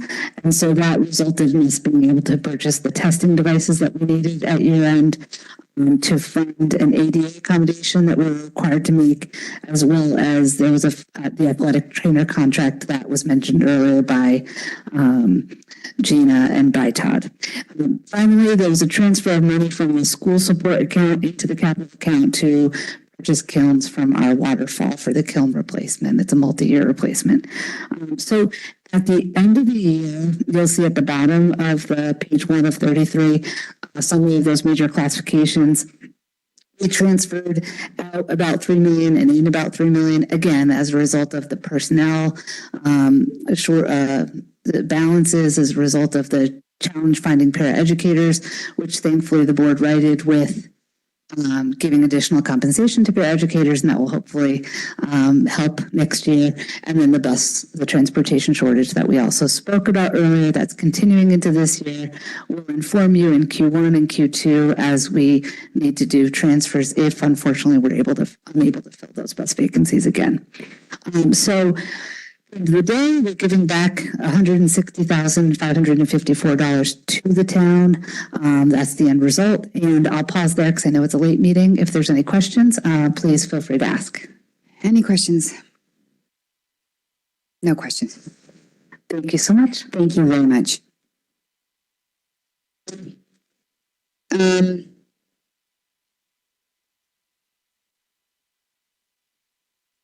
Mr. Papa George, would you mind if would anyone mind if I move to the first reading of the ed specs for North Stratfield and McKinley before the summer up? Is that okay? Any objection? Okay. Not that I don't care very much about all those summer up projects that are phenomenal, but Mr. Papa George, can you come forward, please? The first reading of the educational specifications for North Stratfield and for McKinley, item C and D here. I've read it. Everyone received the information in our packet. So, Mr. Papa George, is there anything pertinent for us to know, as we're not voting on this tonight, but just as we prepare to vote at the next meeting? The only thing I would quickly point out to you is that the McKinley roof in the front that kind of looks like a magic carpet with the sway in it calls for a different spec. It's the same spec we used at Mill Hill during the construction project. Because of the slope in the roof, it would be problematic to use our typical spec. Okay, thank you. First reading of policy 5141, Mrs. Maxon-Kennelly, do you want to cover that? Sure. This is language that comes directly from Jill Mitchell. We had a few exploratory questions in policy, but not much. And this is basically what she's recommending and asking us to do, and quite frankly, is already doing with staff. Thank you. Anyone have any initial questions? Okay, so we'll bring that back next time. Approval of minutes. That the Board of Education approve the August 29, 2023 special and regular meeting minutes. Can I get a motion, please? Mrs. Gerber, seconded by Mrs. Ritelli. All in favor? Motion passes unanimously. Thank you. We have a couple more minutes. So, Mr. Testani, do you want to give a superintendent's report? Where we can give an abbreviated report just to give some updates. Couple from our academic areas, mathematics. Our math leaders have collaborated with our new executive director of math and STEM, Dr. Danishevsky, throughout the summer to plan out professional development for the year. They've also created the Math Leaders, a monthly math newsletter that's going to be shared throughout the department. That's new this year.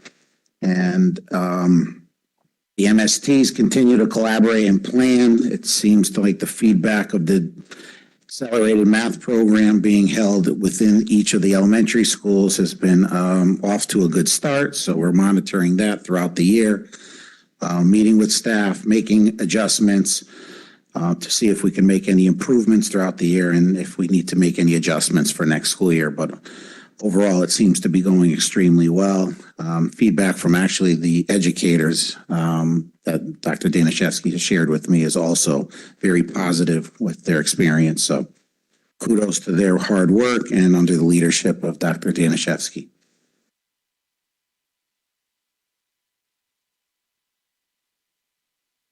Couple of items out of ELA. We will be bringing forth the completed K-5 ELA curriculum for a first read in November. They are continuing to work on writing curriculum, and they'll be here tomorrow as a curriculum writing with grade level reps right here in this room. Today they began some structured literacy with literacy how training with grade 1 teachers. Teachers are coming after school till 5 p.m. and tomorrow they'll be doing the same. Actually next week with grade 2 and middle and high school teachers will be undergoing secondary adolescent literacy PD as well. We have begun training for our new universal screener for NWEA and a cadence reading, and that occurred last week with core teams from each school building who will go back and turnkey the training in their buildings with their colleagues. And a district-wide core team of literacy has been formed to participate in the Connecticut State Department of Ed Professional Learning Series on systems of effective practices related to topics such as assessment and the science of reading. So that team will be comprised of the executive director of pre-K literacy, elementary principal, one of the special education directors, a K-3 classroom teacher, an English language learner, elementary teacher, and a language arts specialist.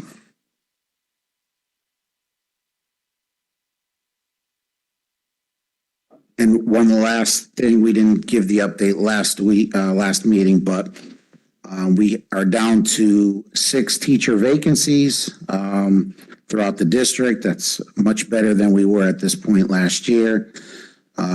We do still have one principal vacancy that we will be looking to fill in the near future, and we are down to only 3.7 FTE educator vacancy. So the impact of the increase in compensation has had a major positive impact on our ability to recruit and fill positions. So. All right, any committee liaison reports? Mrs. Rotelli. So SEPTA, the Special Education PTA, will be meeting on Wednesday, September 27th at McKinley at 7 p.m. It is our annual meet the Director of Special Education, Mr. Mancusi, and all of our coordinators.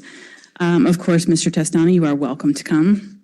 But it's a great time for our parents to meet their coordinators and the staff and get to hear about everything exciting that's going on in the world of special ed. Anyone? Mrs. Gerber? Just want to make a motion to extend to 11:20. Okay. Party.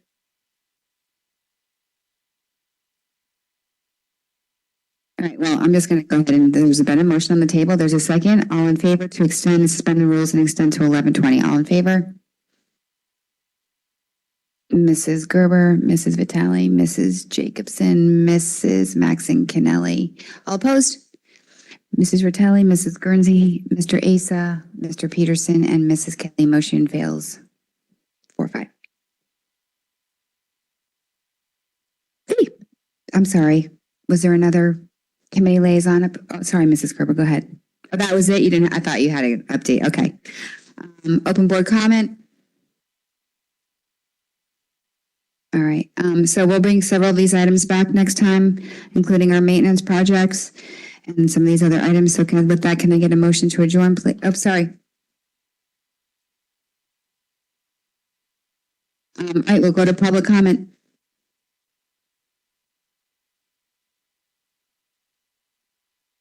I'll try to make it fast because you guys didn't extend and gave us like 30 seconds to speak. So I get 2 minutes. I just want to allow everyone else that wants to speak to speak.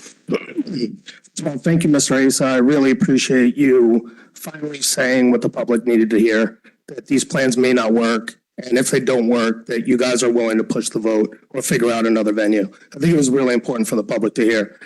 In addition to that, I do feel 4F and 4G obviously are an issue. I don't know why you're going to waste time and money to look into it any further, just my opinion. I do want to bring up the September 6th meeting with Hamden that Mr. Testani did mention. Hamden did go to the board. They had lots of issues with their plan that they could not figure out. On top of that, they had a new board that had just come on.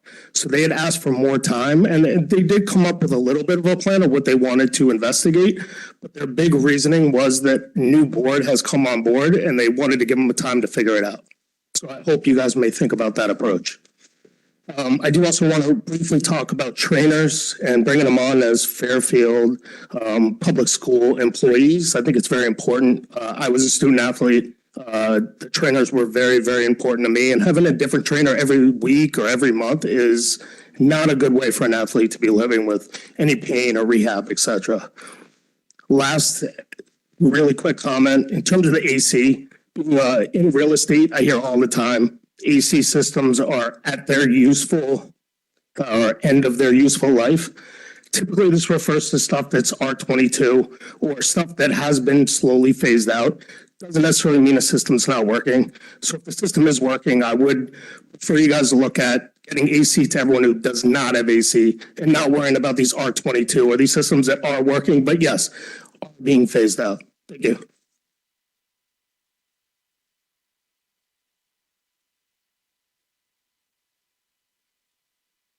Sorry.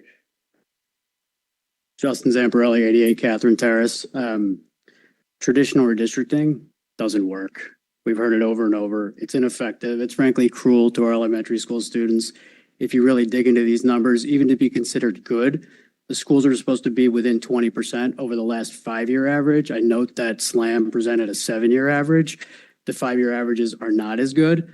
The 3-year averages are actually worse. If you look at McKinley, they're even with 4F and 4G are all the same over 3 years and barely different over 5. None of these scenario 4s meet the prioritized objective of effectively and sustainably addressing racial imbalance. All of them have McKinley and Holland Hill remaining in pending imbalance. All of them are above 20.5% deviation over the district-wide average. S4 and F and G impact significantly more elementary school students than 4 even did, with an immaterial impact on racial imbalance. S4 has 70 more, G has 128 more. It's cruel, it's unfair to these kids to be sending these kids on these buses. None of this should be a surprise because SLAM has told us over and over again that traditional redistricting will not solve this issue. On the bus impacts, I think what I heard Mr. Testani say was that a 5% net walker impact wasn't going to work. Maybe that's a starting point for the bus company.